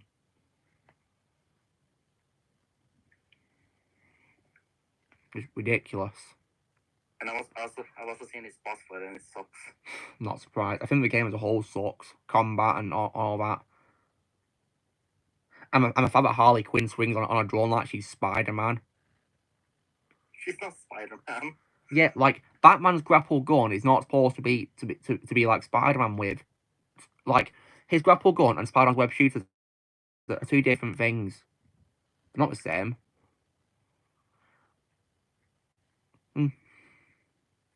Yeah, at the same time, you know, while I'm disappointed that Corey didn't get a chance to reprise the World's Brainiac, I'm also glad at the same time because thankfully, you know, he didn't get ruined as him. But unfortunately, that lies with Jason Isaacs, which really sucks. And also, we gotta talk about that sign for Brainiac. It's one of the worst designs I've ever seen in my life. Honest to God, yeah, the design for Brainiac in my game is atrocious. I mean, let me show you a much better Brainiac design in a game, right? Let me find one. I'll show this to a stream as well. Oh God, Brainiac, Injustice 2. Oh yeah, that design. That's a really good design. Yeah. Let me zoom in. Yeah, look. That is much better. This in 2017 as well, guys. Look at it. Much better. So much better.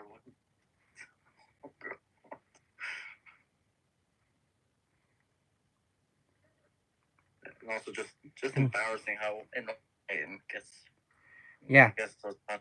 And can you believe it? They went from that to that? Oh my God. Also, why is he almost shirtless in the game? I've also noticed he's almost shirtless. He's supposed to be wearing like a special suit, which is like a lab suit, because he's a scientist, a genius.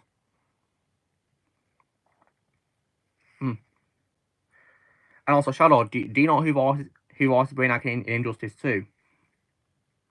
Don't remember. Well, it's none other than Ratchet himself, Jeffrey Combs. Yeah, nice. Yeah, Dev does a great job playing Brainiac. He's probably my second favourite. Yes, he did, but John Noble voiced Brainiac in Superman Unbound. Superman Unbound, in my opinion, is a very underrated animated film. Even that gets Brainiac better compared to Suicide Squad Brainiac. Hell, even Divided the Baker was a better Brainiac. I'm not saying something, because I personally find Brainiac annoying like Batman 3.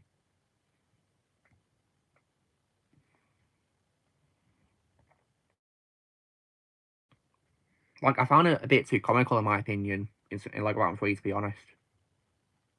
In my opinion, a bit too silly, I must say, really. Even sillier than Lego standards. Because I get they're trying to make it comedic, of course, but in my opinion, it went a bit way too comedic for Brainiac, in my opinion. Yeah.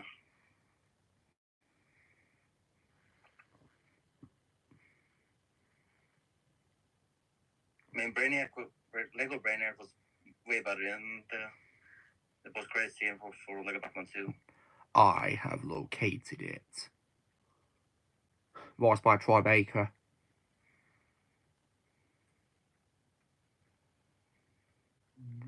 Did you just notice that in that game he could fly as well when he played as him? Man, I forgot about that. But for some reason in the next game he doesn't fly. Which in my opinion is pretty weird. Kind of disappointing. Yeah, it was great. Scarecrow in that show. Absolutely, Joseph. And he got to also reprise as well as Scarecrow in Lego DC Supervillains as well, which was pretty awesome. Jeffrey Combs. And you know what's cool, guys, is that when I first heard his voice in the game and I thought it was Jeffrey Combs, I actually tweeted to the Lego DC Supervillains account asking if I was Jeffrey Combs, and they said yes, it is.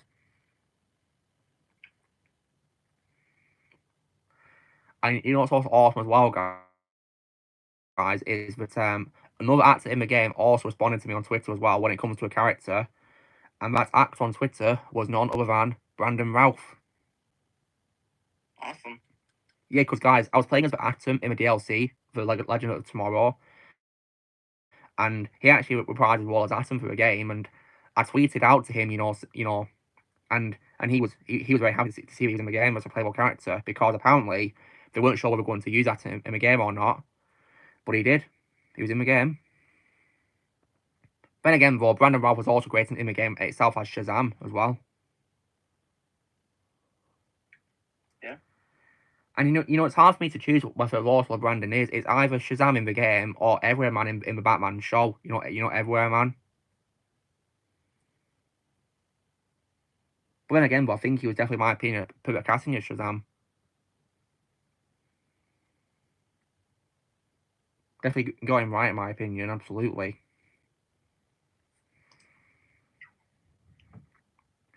But speaking of Shazam, though, I definitely do love how Zachary Levi voiced in the Shazam DLC, though, based on the movie. I definitely really love that. Man, that I did not expect. Yeah, that was awesome.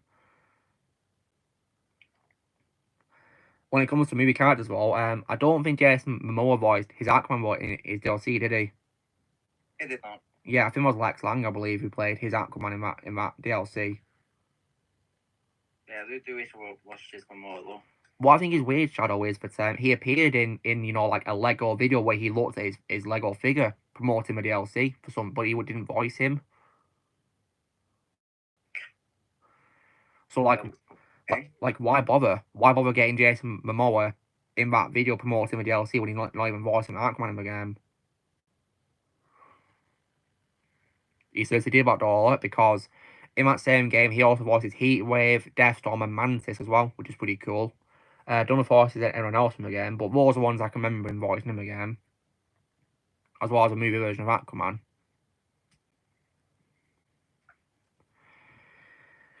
But if you guys were to ask me who voices the most characters in that game, then the answer is Fred Tatasciore. Because he voices tons of characters in Lego DC Supervillains. Tons of them.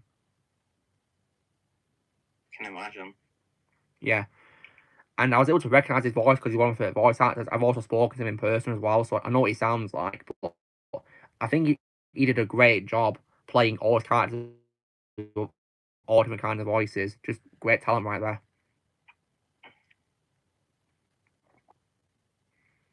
Oh, hey, Luke. What, Blaze? Check no mic chat. No mic chat? Okay. What's this? Oh, okay. Okay. Yep,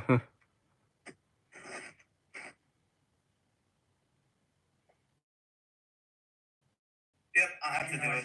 Okay.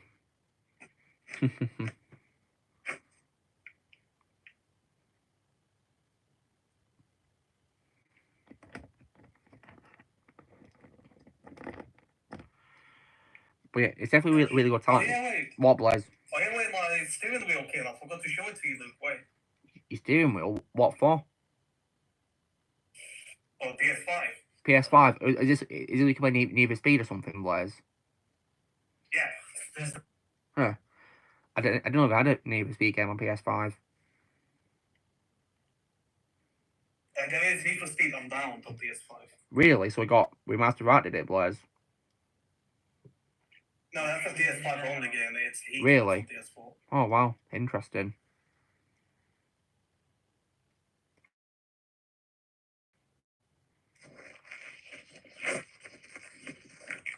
And I'm just playing some GTA. Oh, nice. And I'm That's cool. playing Mario. Oh, yeah. Nice. Well, for me, I'm doing my stream. The ice level. Which ice is that you doing, Shadow? What? Which one is that you doing? Oh, I'm just raiding the military base. Oh, nice. Fort Zancudo.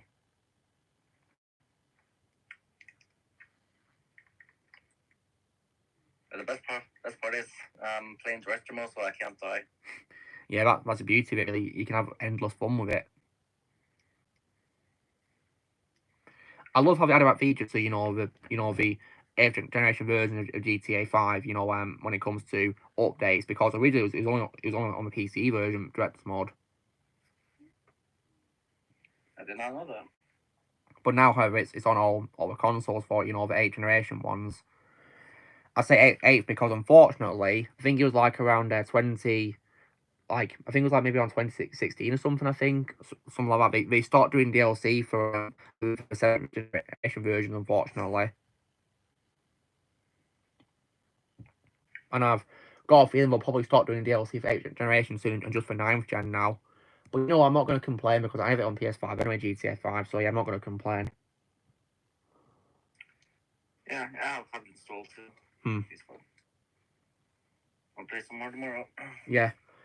It's mainly so I can compare it to the 8th generation, 7th generation versions, which I've already played before. And also as well because I want to as well have it in case I do like a ranking video or a collection video. That sort of thing, really.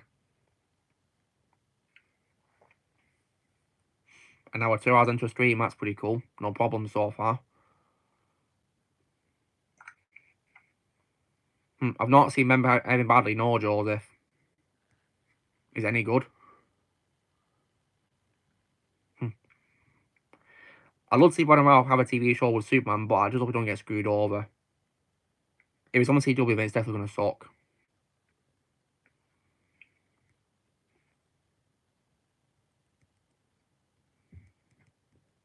What an Aussie going to show? Because I want to show him what I got today.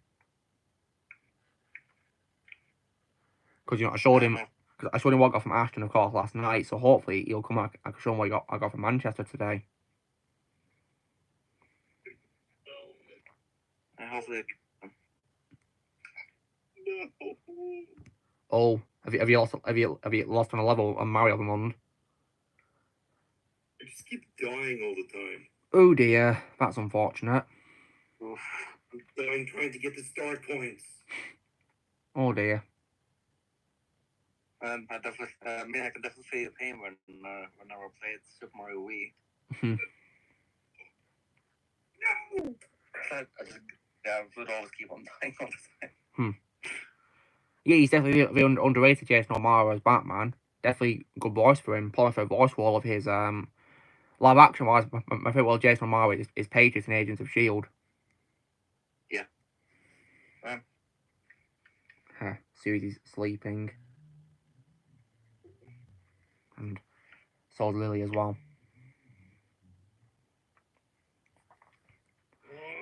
Yeah, unfortunately, he's in Resident Evil Extinction as Albert Wesker, sadly, which really sucks.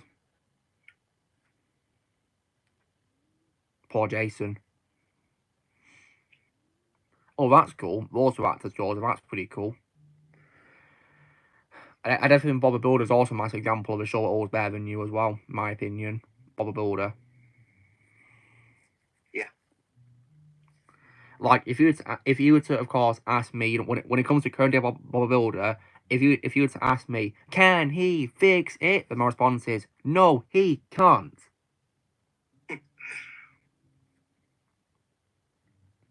That's what I'll say. You know, can't believe, you know, one of my childhood shows got ruined just like Thomas as well, I must say.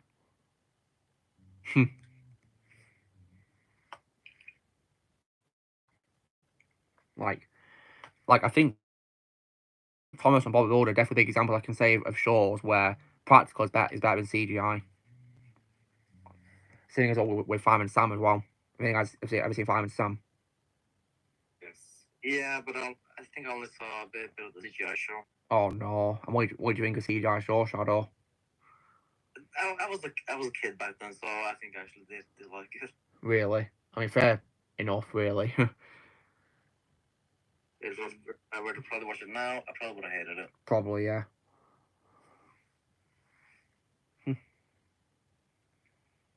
Stop motion is more iconic. Yeah, it is. And in my opinion, it feels more realistic as well, stop motion version. Same with Bobby Builder as well. Like when you compare it to it, it just feels more realistic because it just feels so real. Because when you see something CGI, you just know it's not real, don't you? Whereas when you look at, you know, stop motion, it feels more realistic.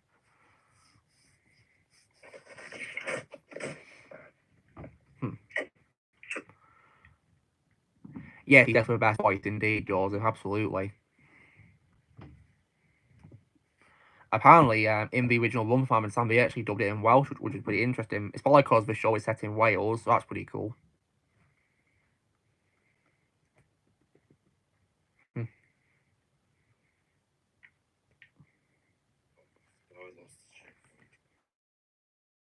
Oh no. So when it comes to you playing GTA 5 on Shadow, is that on your PS5 you're playing, or is it only PS4? It's my PS4. Oh, nice.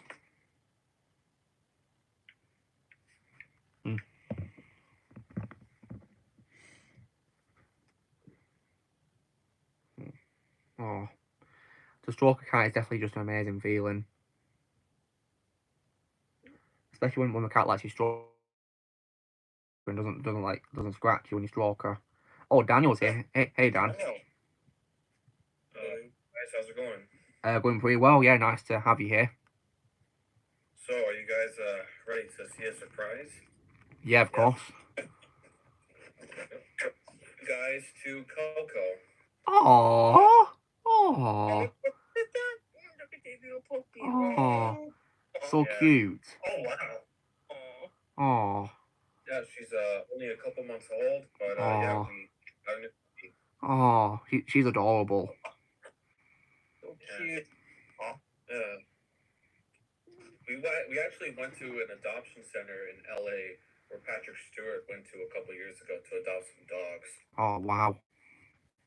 Oh man, that's great. Yeah. Nice one. And she had an original name, but we decided to change it to Coco. Oh, that's nice, yeah. I think Coco suits her, yeah. Yeah. Oh, Coco's not oh, she looks so tiny. Oh, wow. Mm-hmm. Oh, Alright. I need to put her down. So, if I missed anything while you guys been streaming. we're just talking about, you know, how many old children's shows are better than today's shows, Dan. Really, that's what we're talking about when you popped on. I understand. I completely understand. Yeah, and we're also talking about like anticipation for later films like Sonic 3, for example. Okay. And I'm hoping as well next week to check out the Iron Cross like Iron Claw like you recommended. Thank you. That's Yeah. really good to hear. I'll see if I can watch it on 1.2. Yeah, let's check it out one day. I heard really good things about it, so yeah, I'll definitely be sure to watch it. Well, Blaze, show me the cars and I'll decide for Need for Speed.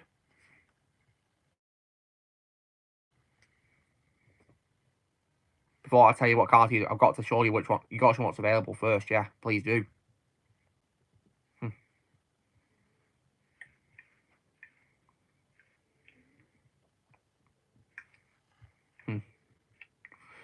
So yeah, but yeah, definitely just precious gems.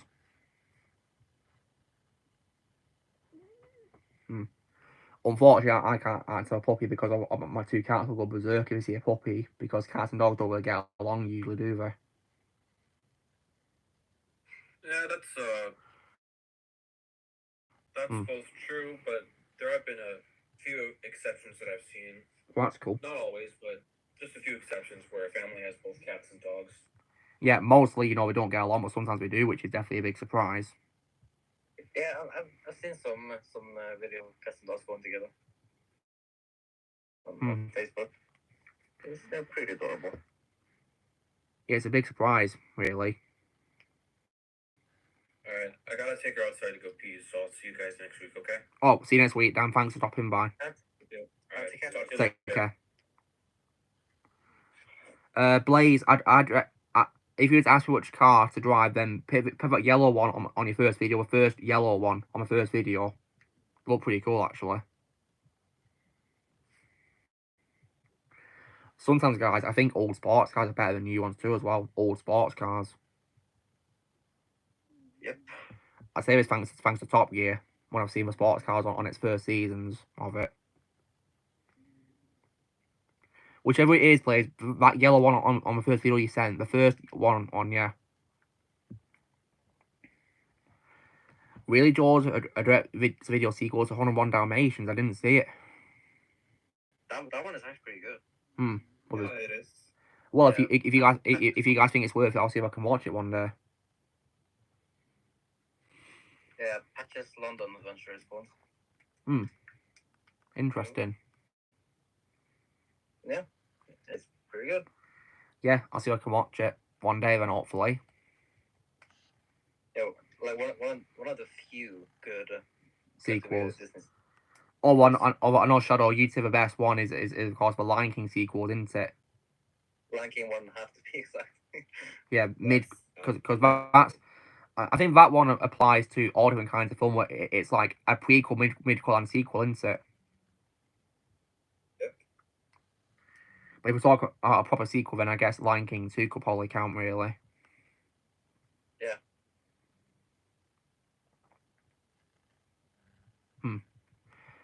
Yeah, it's true about Dorlock. Ray Stevenson's one of my few we didn't hear was one of the few good things about it. And he actually did his homework because he's actually a fan of his character, Firefly, so yeah. He did his homework. But yeah, rest in peace to Ray. Definitely no example of an actor we lost way too soon. Way too soon. Yeah. Like he would have been 60 this year, guys. Like we lost him in his 50s. Very unfair.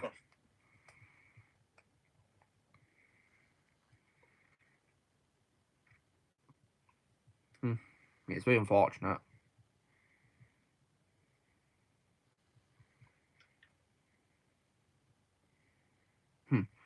When it comes to my figure Japanese Spider-Man, guys, do you guys have any idea what this grey thing is on his hand? What's this supposed to be? Like, do you guys know what this is? I'm wondering what it is supposed to be. Yeah, that's the watch where you shoot the three webs from. Is his web shooter? Oh, wow. So it's on his left hand? Okay. Because so he didn't come up with a right hand web shooter, just on the left. And I must say, even though this is like a Japanese version of Spider-Man, it looks very, very faithful to the original suit, I must say. Like, I love how it stays faithful to, the original suit, but with its own spin on it, of course, where it's, Japanese style. Which I think is pretty cool, really. Love that. Look, and also Japanese Spider-Man better appear in Beyond the Spider-Verse. Who knows what'll happen, really. Come on, it'll be a really missed opportunity if it doesn't. Yeah, indeed. I don't see why I wouldn't be in it. I mean, according to the directors, apparently all your favourite heroes are back, so hopefully he's one of them.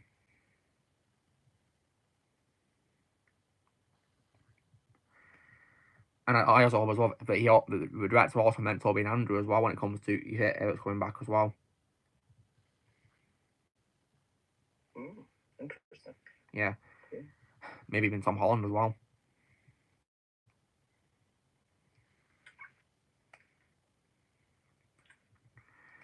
Then again, though, what I'm wondering is if Tom Holland will even want to play Spider-Man again, because he said to himself he's scared of Hollywood. I don't blame him one bit.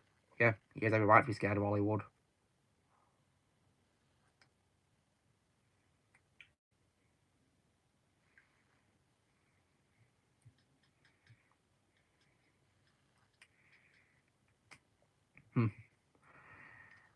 I can never say well, the Japanese Spider-Man would also be like a Dimensions 2 as well. Okay. Hmm. Time to beat the boss. Yep.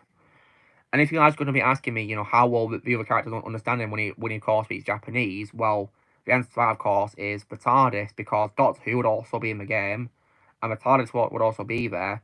And if you guys have watched the show, the TARDIS actually has a translation matrix.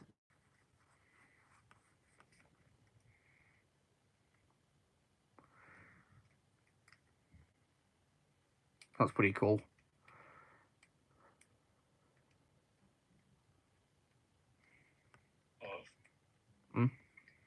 Oh, did you lose it again, Mond? Yep. What a shame. Man. Oh man. So close. You're nearly there. If you're close to it, that is. Just keep trying. You'll get The there. hardest platform I ever played was actually Cuphead. Really? Yeah, that game's really hard. Well, thankfully, not interested in Cuphead. Yeah, I'm never gonna play it.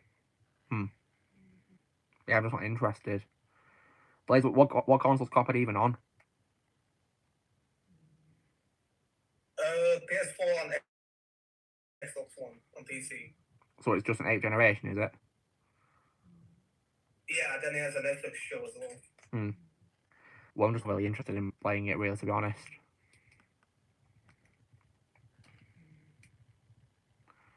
That's cool at all. My favorite war. I mean, my favorite war, John Cena's Peacemaker. Same. Definitely, my opinion, perfect casting. It's a shame, of course, but his character now under the control of James Dunn in the future of his time playing him. Yep. What I think is so dumb is he's getting a second season of his show, yet the rest of DC Universe has been rebooted. Like that is just so hypocritical for James Gunn. Hmm. Do that. And like, what is also so dumb is that James Dunn said apparently the Flush would lead into his universe, right? His new reboot universe. Yet, the thing is, the film literally ends with George Clooney. But the funny thing is that Evil Hazard isn't even going to return it in the universe apparently. So much for leading into a new universe. Yeah. Hmm. Really interesting.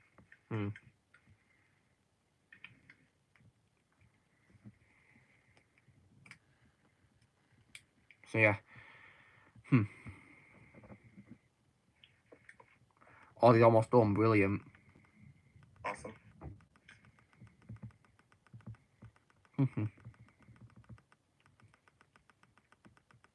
Got like about 40 minutes of a stream left as well. Thankfully, no issues with connection or any idiots in the comments. Thankfully this time, which is brilliant.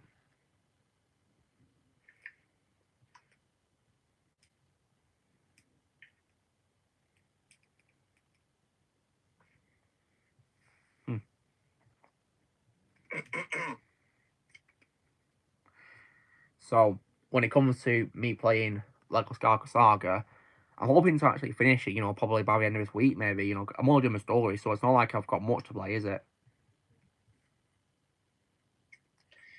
Nope, not a lot. Yeah. And it's not like I'm gonna be doing the planets, is it? Because they take a lot of time as well. Almost take forever. Yeah, so much to do with them. It's crazy.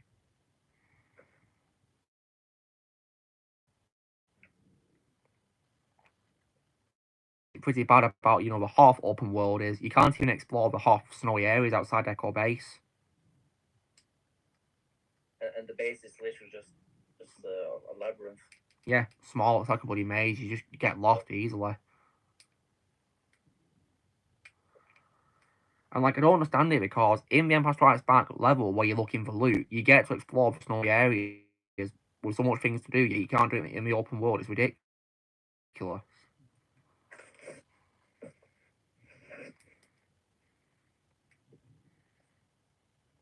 Doesn't make any sense, really.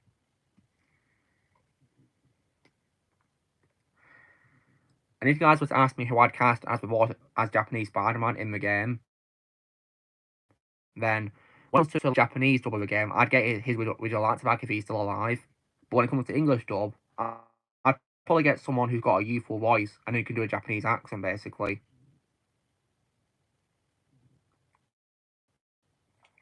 I mean, I might probably suggest Daisuke Tsuji from Ghost of Tsushima, who played Jin in that game. Yeah, maybe. Yeah. I think he'd be good as Japanese Spider-Man in the English dub. As a Japanese dub, I'd probably get with that surprise as well. There's also Greg Chun as well. Probably, if he sounds youthful, that is.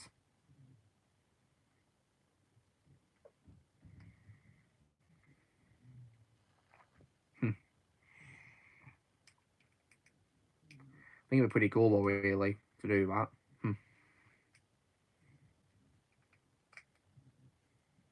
And yeah, I just also confirmed that the game would also have voices as well for different languages. I suppose that makes sense because I think lots of LEGO Game Sport have been dubbed, haven't they? Which makes sense. Because LEGO is a family-friendly company, so I can imagine we would like to dub their projects into other languages in case children are playing the games.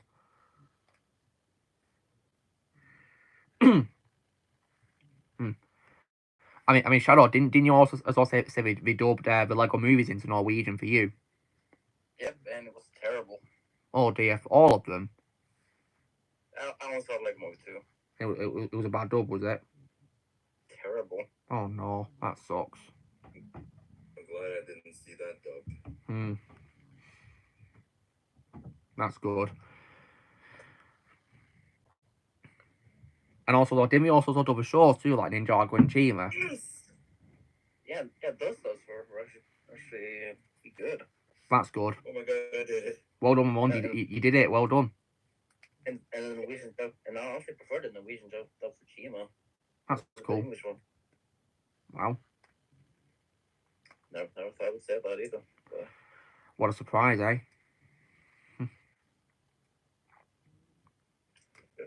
Maybe it's just that I just don't like the English voices. Yeah. And also, when it comes as well to you know, like dubs, yes, I'd probably make the game be dubbed into every language there is, really. Possibly, really. Even Norwegian as well. You got all the star coins on Frosty Laughter. That's gotta mean something good, right? Absolutely. Well done, Mon. You did it. Yeah. Save. Boom. I mean, I think, you know, like, dubbing it into Norwegian will be a good move in case there's Norwegian children who want to play a game who don't understand English.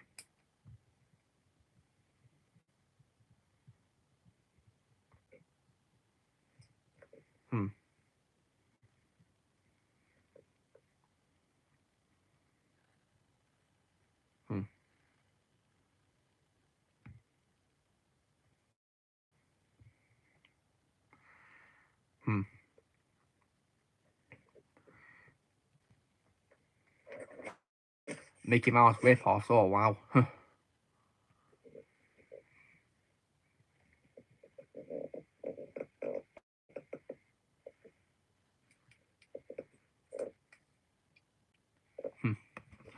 But yeah, we got like about 35 minutes left, and it's been a really fun run. No problems, thankfully.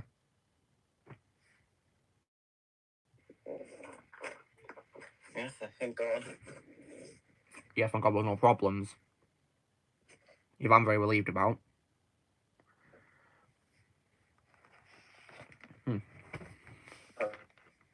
I think we only had like one douchebag on the stream. That is the guy who forced you to be like Jesus. Yeah, quite a few on tonight, unfortunately. Some that I silently blocked because I didn't want to distract from the entertainment, really. So I just did it silently, really. That worked pretty well. Sometimes it's best to block silently because you can avoid problems, really, can't you? Mm. I didn't want to just distract from the good times we were talking about, really, either. Yeah.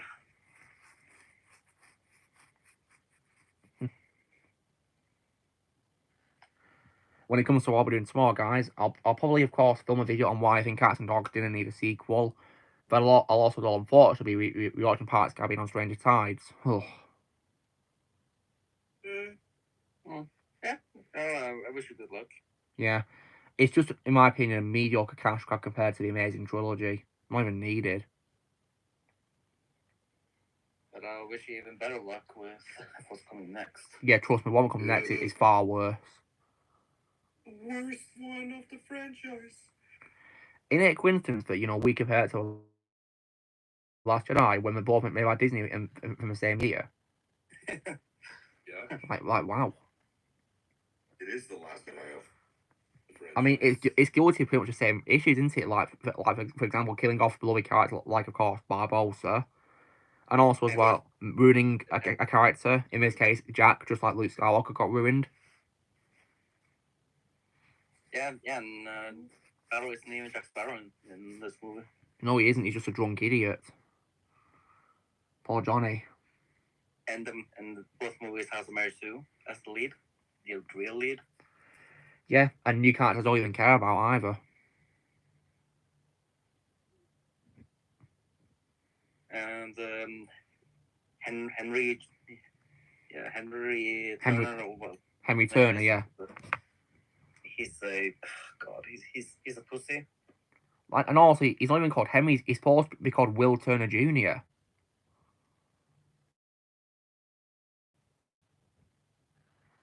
Like, in the credits for Atwood's End, he's called William Turner Jr., not Henry Turner.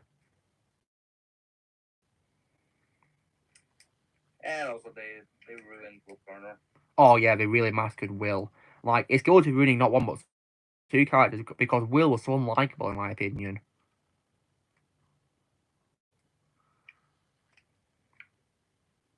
And of course, somehow Davy Jones returned. Yeah, making the trilogy pointless. And also as well how and also when it comes to Elizabeth Swann, she gets the Luke Skywalker Force Awakens ending treatment where she appears at the end of the film with no dialogue.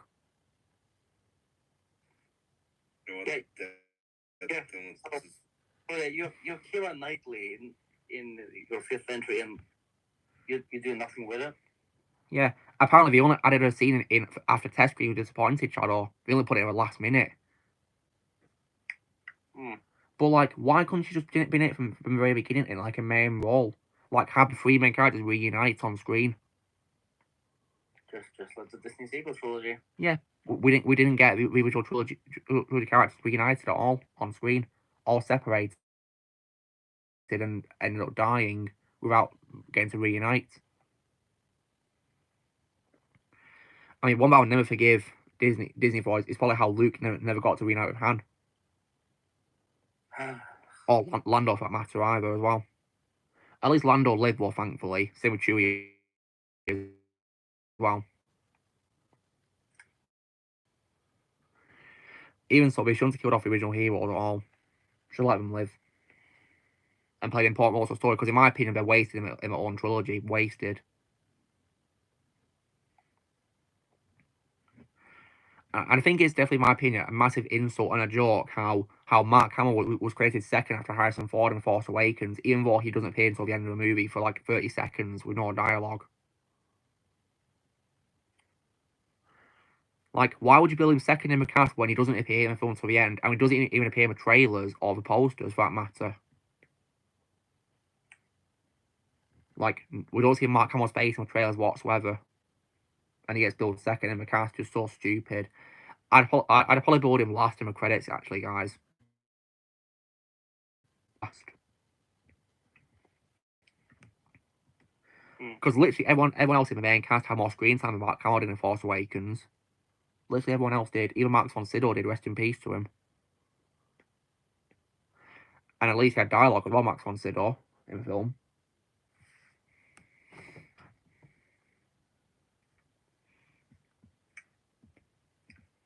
Oh, Lily's just awake. You right, Lil? Okay, I can't quite outside, oh dear. Thank both my cats are with me. Oh. Yeah. So cute. Yeah. I take comfort in knowing that both my cats are safe with me.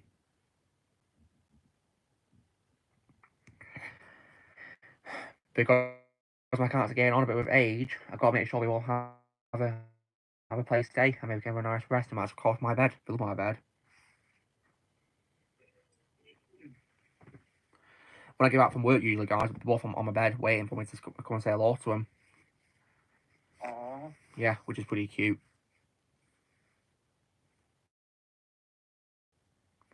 What's that, Blaze?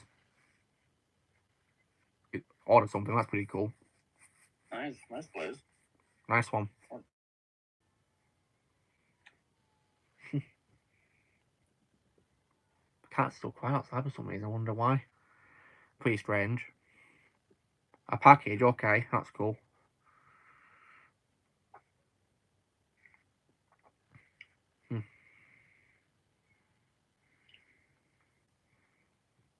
So yeah, Doom Part 2 comes out next week. Next week, that came quick, didn't it? About time.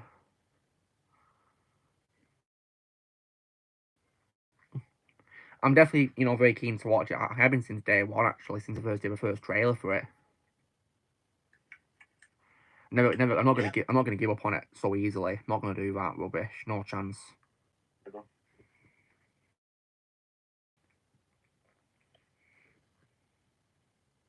Like all those 6 months we had to, those 6 extra months we had to wait. Like it felt like barely nothing. Yeah, went by pretty quickly, didn't it? Like there's just literally nothing to be upset over from Mr. Lee. Yeah, why be upset when it's finally coming out? I didn't know that, Joseph. Those cats won't stop meowing outside. I wonder why.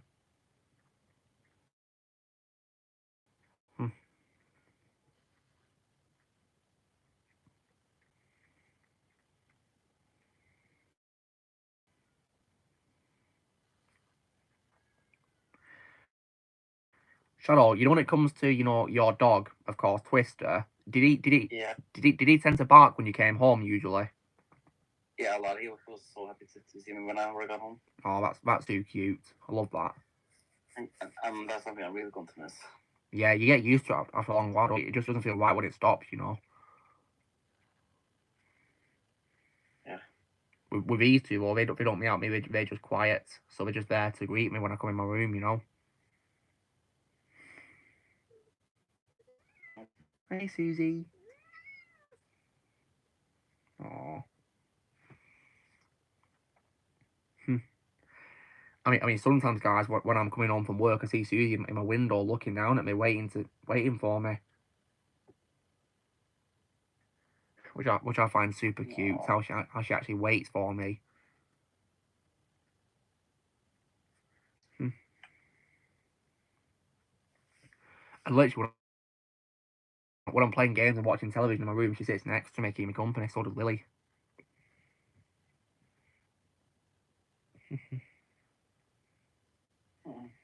Yeah. Got last for half an hour left. It's been really fun, though, this. Got about 25 minutes left.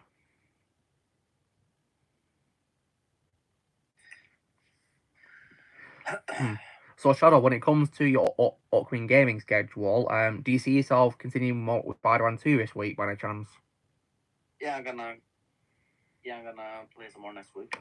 Well, you'll be pleased to know that after we got up to, there's not much left, thankfully. Yeah, I think I had like 4 story missions left. Yeah, you're nearly there.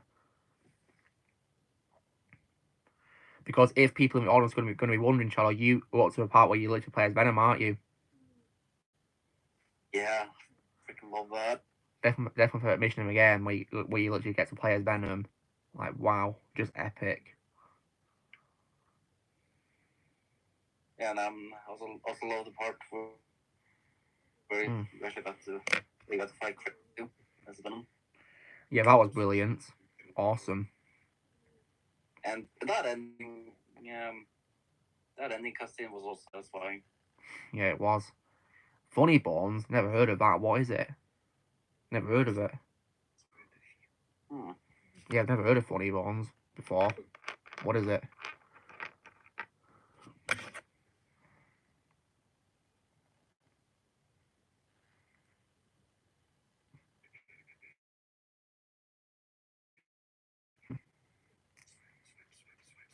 Oh, the one's very engaged in the game, isn't he? I am. Very passionate about it. I'll beat Bowser Jr. You nearly there, the one. You nearly there. Elbows. Oh my god. Anyway, come on. You nearly You there. can do it. You nearly there. Just need to hit him one more time. And he's dead. One more. You nearly there. You can do it, Lamond. You can do it. Come Hit him, hit him. on now. Yes! You did it. Yay. Well done. Yeah. Yes. Well done. Mario number 1. Woohoo! You did it. Also, Shadow, when it comes to, of course, Spider-Man 2, I'll ask you a question, and you can give me one of two answers to make it simple for you. Do you plan to platinum the game? And your options are yes or cough. What are you gonna say? You're gonna say cough. Okay. Yeah, maybe. Hmm. Yeah. Sure. Well, that's up to you, of course. But yeah. I mean, I platinumed the first game, and it doesn't look hard. Platinum. It isn't hard. All you gotta do is just the side missions, really, and all that. There's no mystical trophies, thankfully.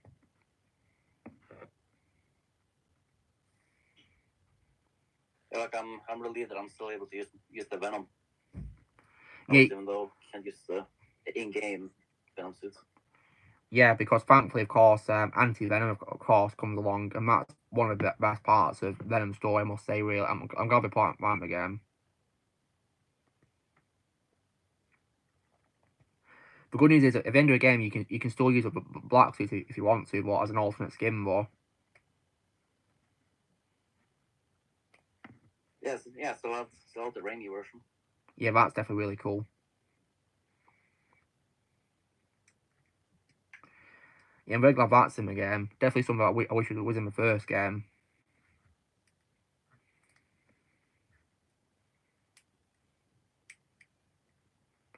What I think is interesting, though, is why did they release that? Why did they make that suit available first instead of Toby's red suit first? Yeah. That was pretty strange, I must say, really.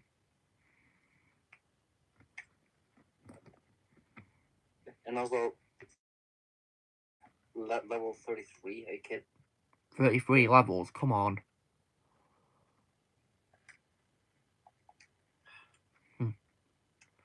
Oh, I see, George. I should probably watch it one day and see what I think of it.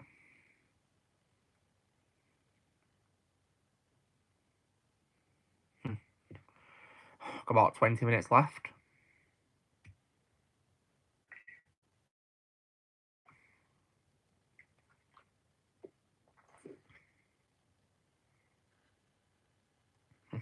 Oh, really? It'll be here soon. I hope so. We only got one blind left. Only one left.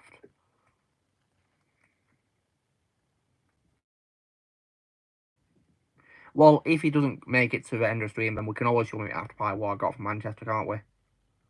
Yeah, of course. Yeah. And you didn't get anything this week, did you, Shadow? No, but next month I'll order a lot. Nice.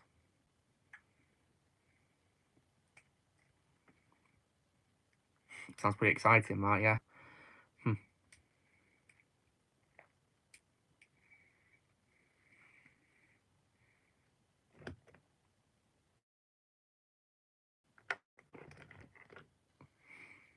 Bless sent me a video. What's this? What's this he sent me now on Telegram? Oh, yeah. We watched the redub. That was pretty funny.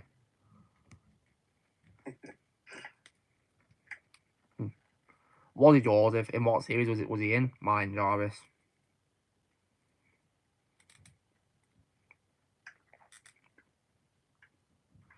I mean, my favourite Martin Jarvis is Alfred in the Batman Arkham games.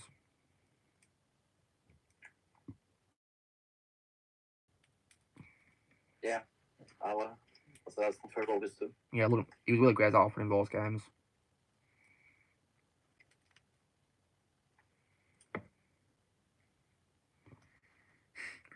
Yeah, that was really funny about redub and getting to watch it as well was also so much fun as well. Indeed. Yeah, all of them were hilarious. Yeah, we were, especially that one. And Blaze, do you remember your old profile picture as well on that video? Your old profile picture's there as well. Oh yeah. Doesn't time fly?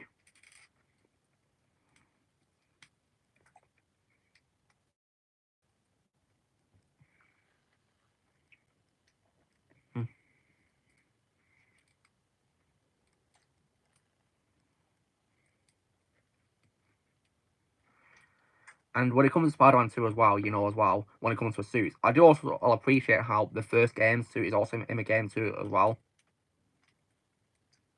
Yeah. I'd much rather use that over one introduced in the game.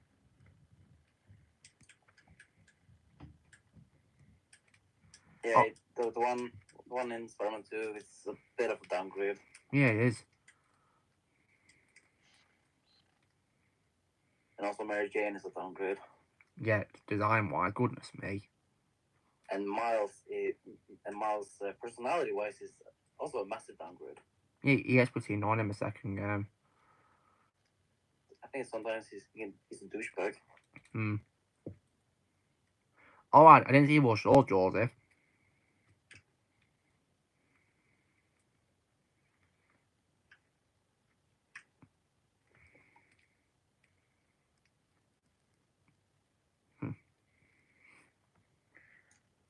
Susie's finally decided to curl up.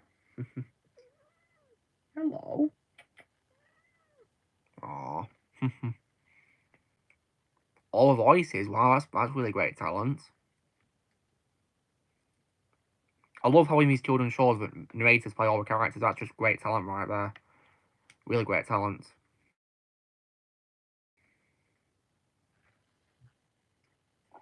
Pretty awesome.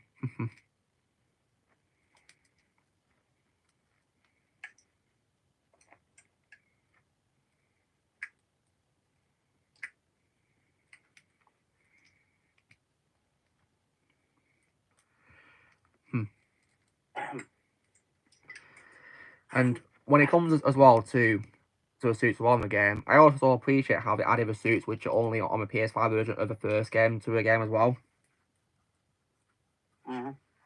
So say if you didn't play a PS5 version of the first game, you can get a sequel.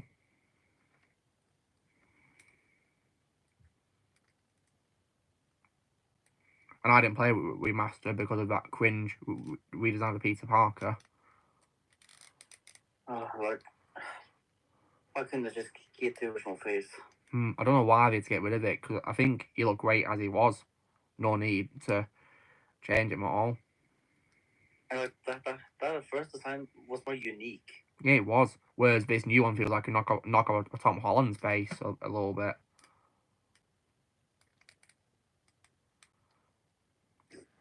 And is, in my opinion, just so inferior in comparison.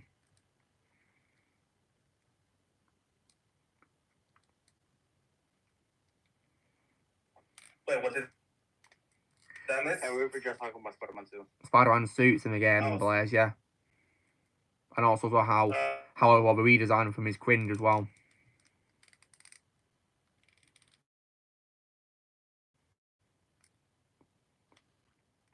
Yeah, it's very true about all it. Really true. Yeah. What's also funny as well is, speaking of that face model for Peter Parker in Spider-Man 2 as well, is they also as well got that same model for all characters Smoke in MK1 for some reason. Same voice actor. It's the same face model. For some reason. What? So basically, you Ben Jordan. So basically, it looks like Spider-Man's been smoke, hasn't he, Blaze? Literally. Oh, wow, that's weird. That's, yeah, really weird. When it comes to smoke, I personally prefer Ken Lally from MK9. Rest in peace to Ken.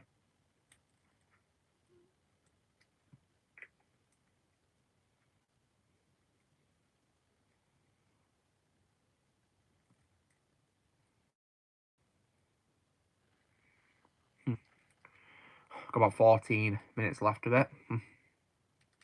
14 minutes. Not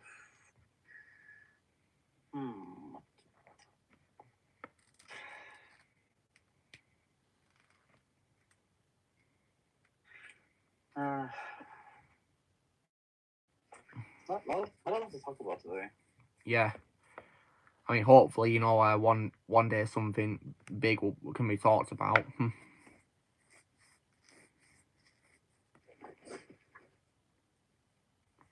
But yeah, I definitely think that it's exciting times ahead when it comes to playing games on PS5 more, because now that, of course, I can play games on a backwards compatible, it means I can play PS4 games on it with better quality, which is definitely brilliant.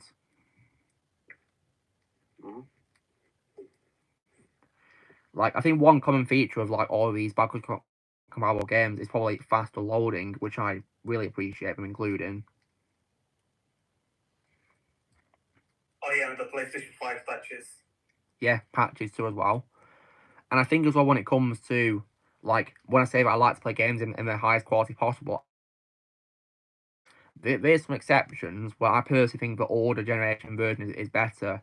And one example I can say is probably Arkham City and Arkham Asylum.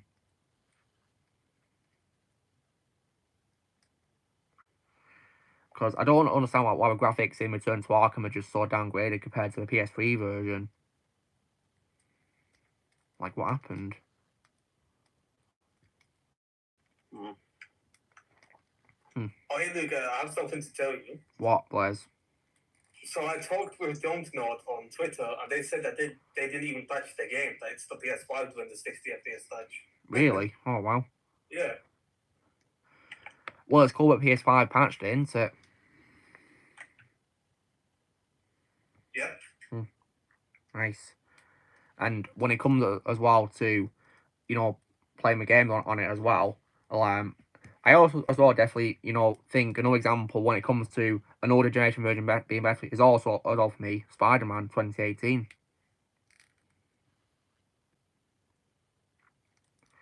Like, in my opinion, that game was too good to be remastered.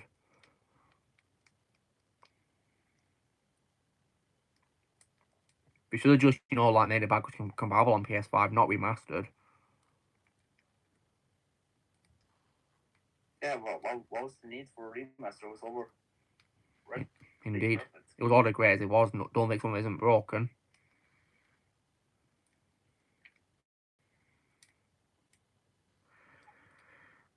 And then another example for me is also as well, The Last of Us as well. Because yeah, I've seen clips of his Part 1 remake on PS5. It looks atrocious.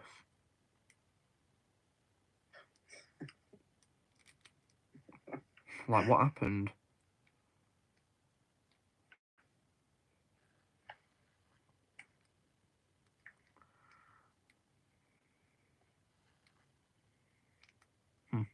Yeah, what an absolute joke that is.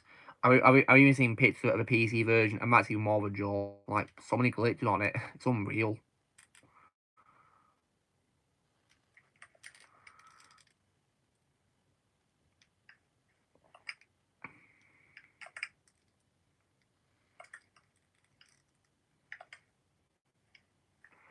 I think I've seen bits of Dennis and Nasher when I was a kid. Yeah, it's a pretty good show, Dennis and Nasher. Never heard of it. It's basically about a naughty kid, really. It's actually pretty good. Dennis the Menace as well. You could say he's a menace. Dennis the Menace. It's funny that because there's actually another show called Dennis the Menace, where like a blonde haired kid, apparently, not black haired. Like it's Dennis and Nasher.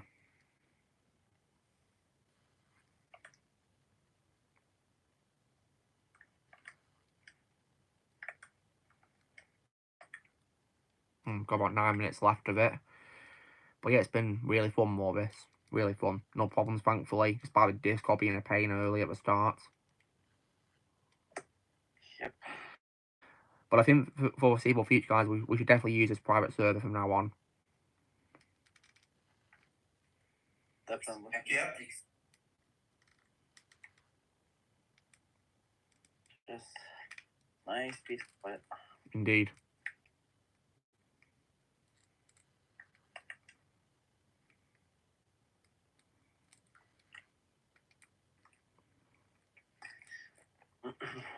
And no matter what Insomniac do to Spider-Man in the future games, I'll still always love the first game, no matter what.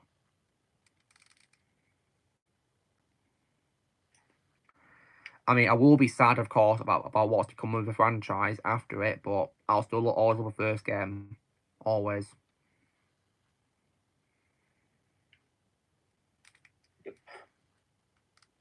Oh yeah, Maria says hi to everyone. Does she? Cool. Yeah. Well, I'm saying hi back to her Yeah, she place. just texted me. Yeah. Tell us we said hi back. Yeah. And she said, I will try to join next Saturday. Well, that's up to Ozzy, of course. If you can, Blaze, if you can, Blaze, can you please fill in what's happened with Discord being a pain? Yeah, please. Yeah, please. Alright, doing it right now. Yeah, please fill her in so she knows what happened to Discord.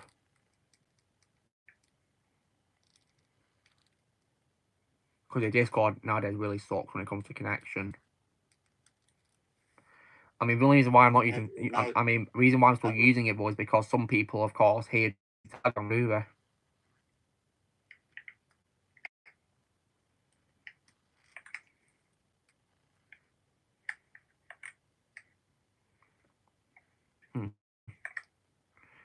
Extreme Ghostbusters, not seen that.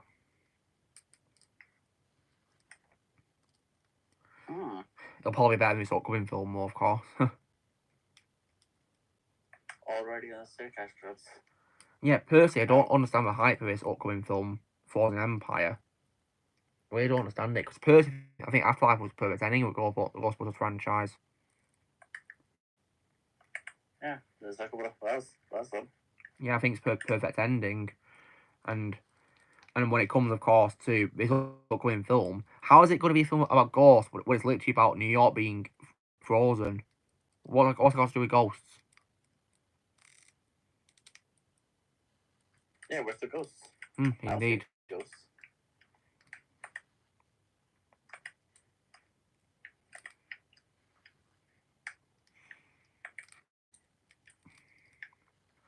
Yeah, I don't understand what happened really at all when it comes to you know, who the villain's going to be in the franchise or not. But as far as I'm concerned, Afterlife to me is a true end. I think it kind of felt like a bookend because it was about Gorza, didn't it? Who, of course, was the villain from the first movie. Yeah. So, and by being defeated, of course, by the original team, alongside, of course, the new characters, it felt very poetic, I must say, really. It's like what? It rhymes. Indeed, it does. And personally, I don't see a point in doing any more films either, but mainly as well because of the way it beautifully sent off Harold Ramis as well. That too. Yeah, that part was just so emotional.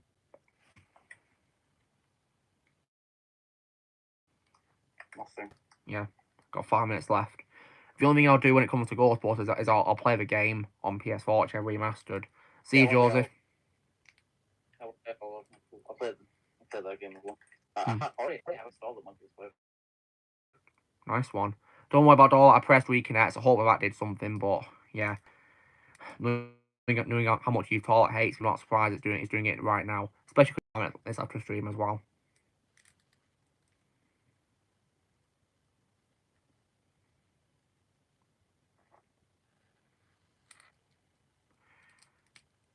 Yeah, I just pressed reconnect immediately about all as soon as it went on. Yeah, I hate it when it does that.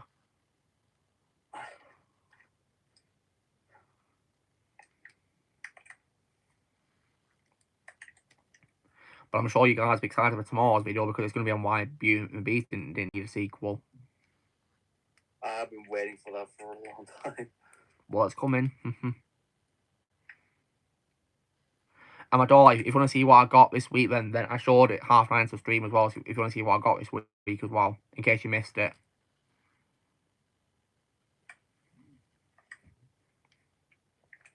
I got some pretty cool things, and yeah, you might be really happy to see them, hopefully.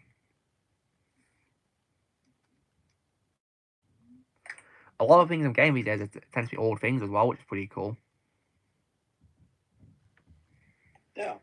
But you know what? I couldn't be happy about that. Noticed that. I couldn't be happy about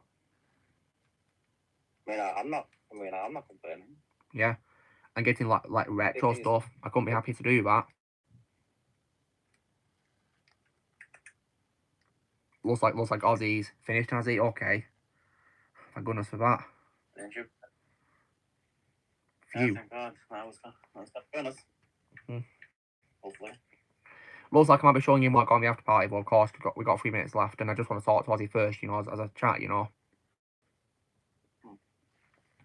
Especially because my phone needs to recharge because it's almost dead from this stream. Because I'm doing a stream on my phone.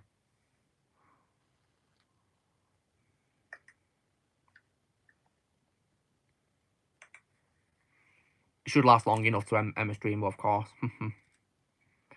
Let's go by door, like you might be a surprise.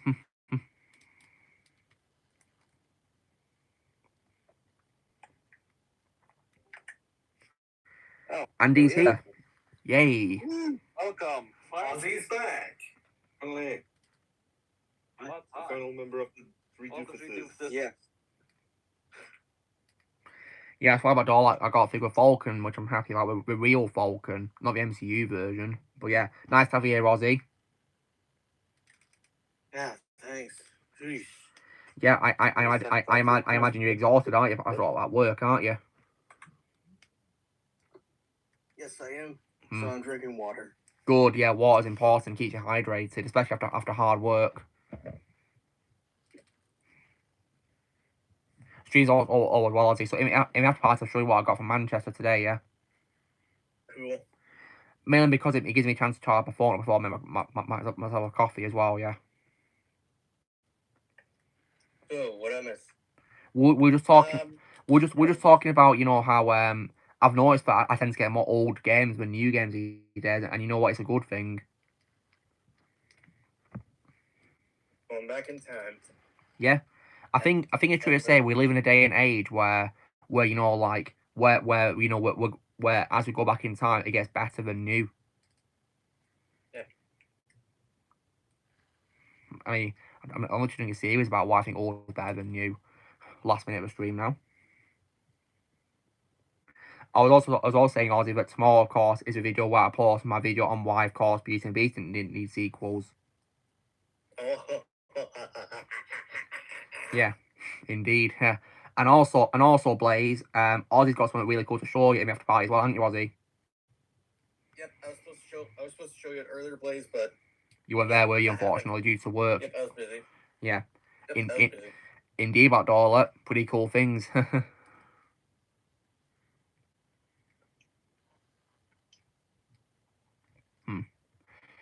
So yeah. But it's been really fun, Aussie, and you'll be pleased to know there won't any problems in your server either, thankfully. Okay, good. Yeah, it's all been really fun, yeah. And that being said, guys, that is 3 hours, so yeah, wow. Definitely, in my opinion, a really great stream. Definitely a quiet one, but you know what? I'm not complaining because I love quiet streams. Nice and simple, no interruptions. So yeah, thank you so much for tuning in, guys. Hope you enjoyed all your stream, and I'll see you all next week, yeah? So, you know the drill, guys. Be sure to give this video a like. Also, be sure to tell us in the comments what you guys thought of the stream if you like to see it. Please go subscribe to special guests, give us some support on my channels, and we will see you all later. See you guys. Take care. Bye-bye. Take care.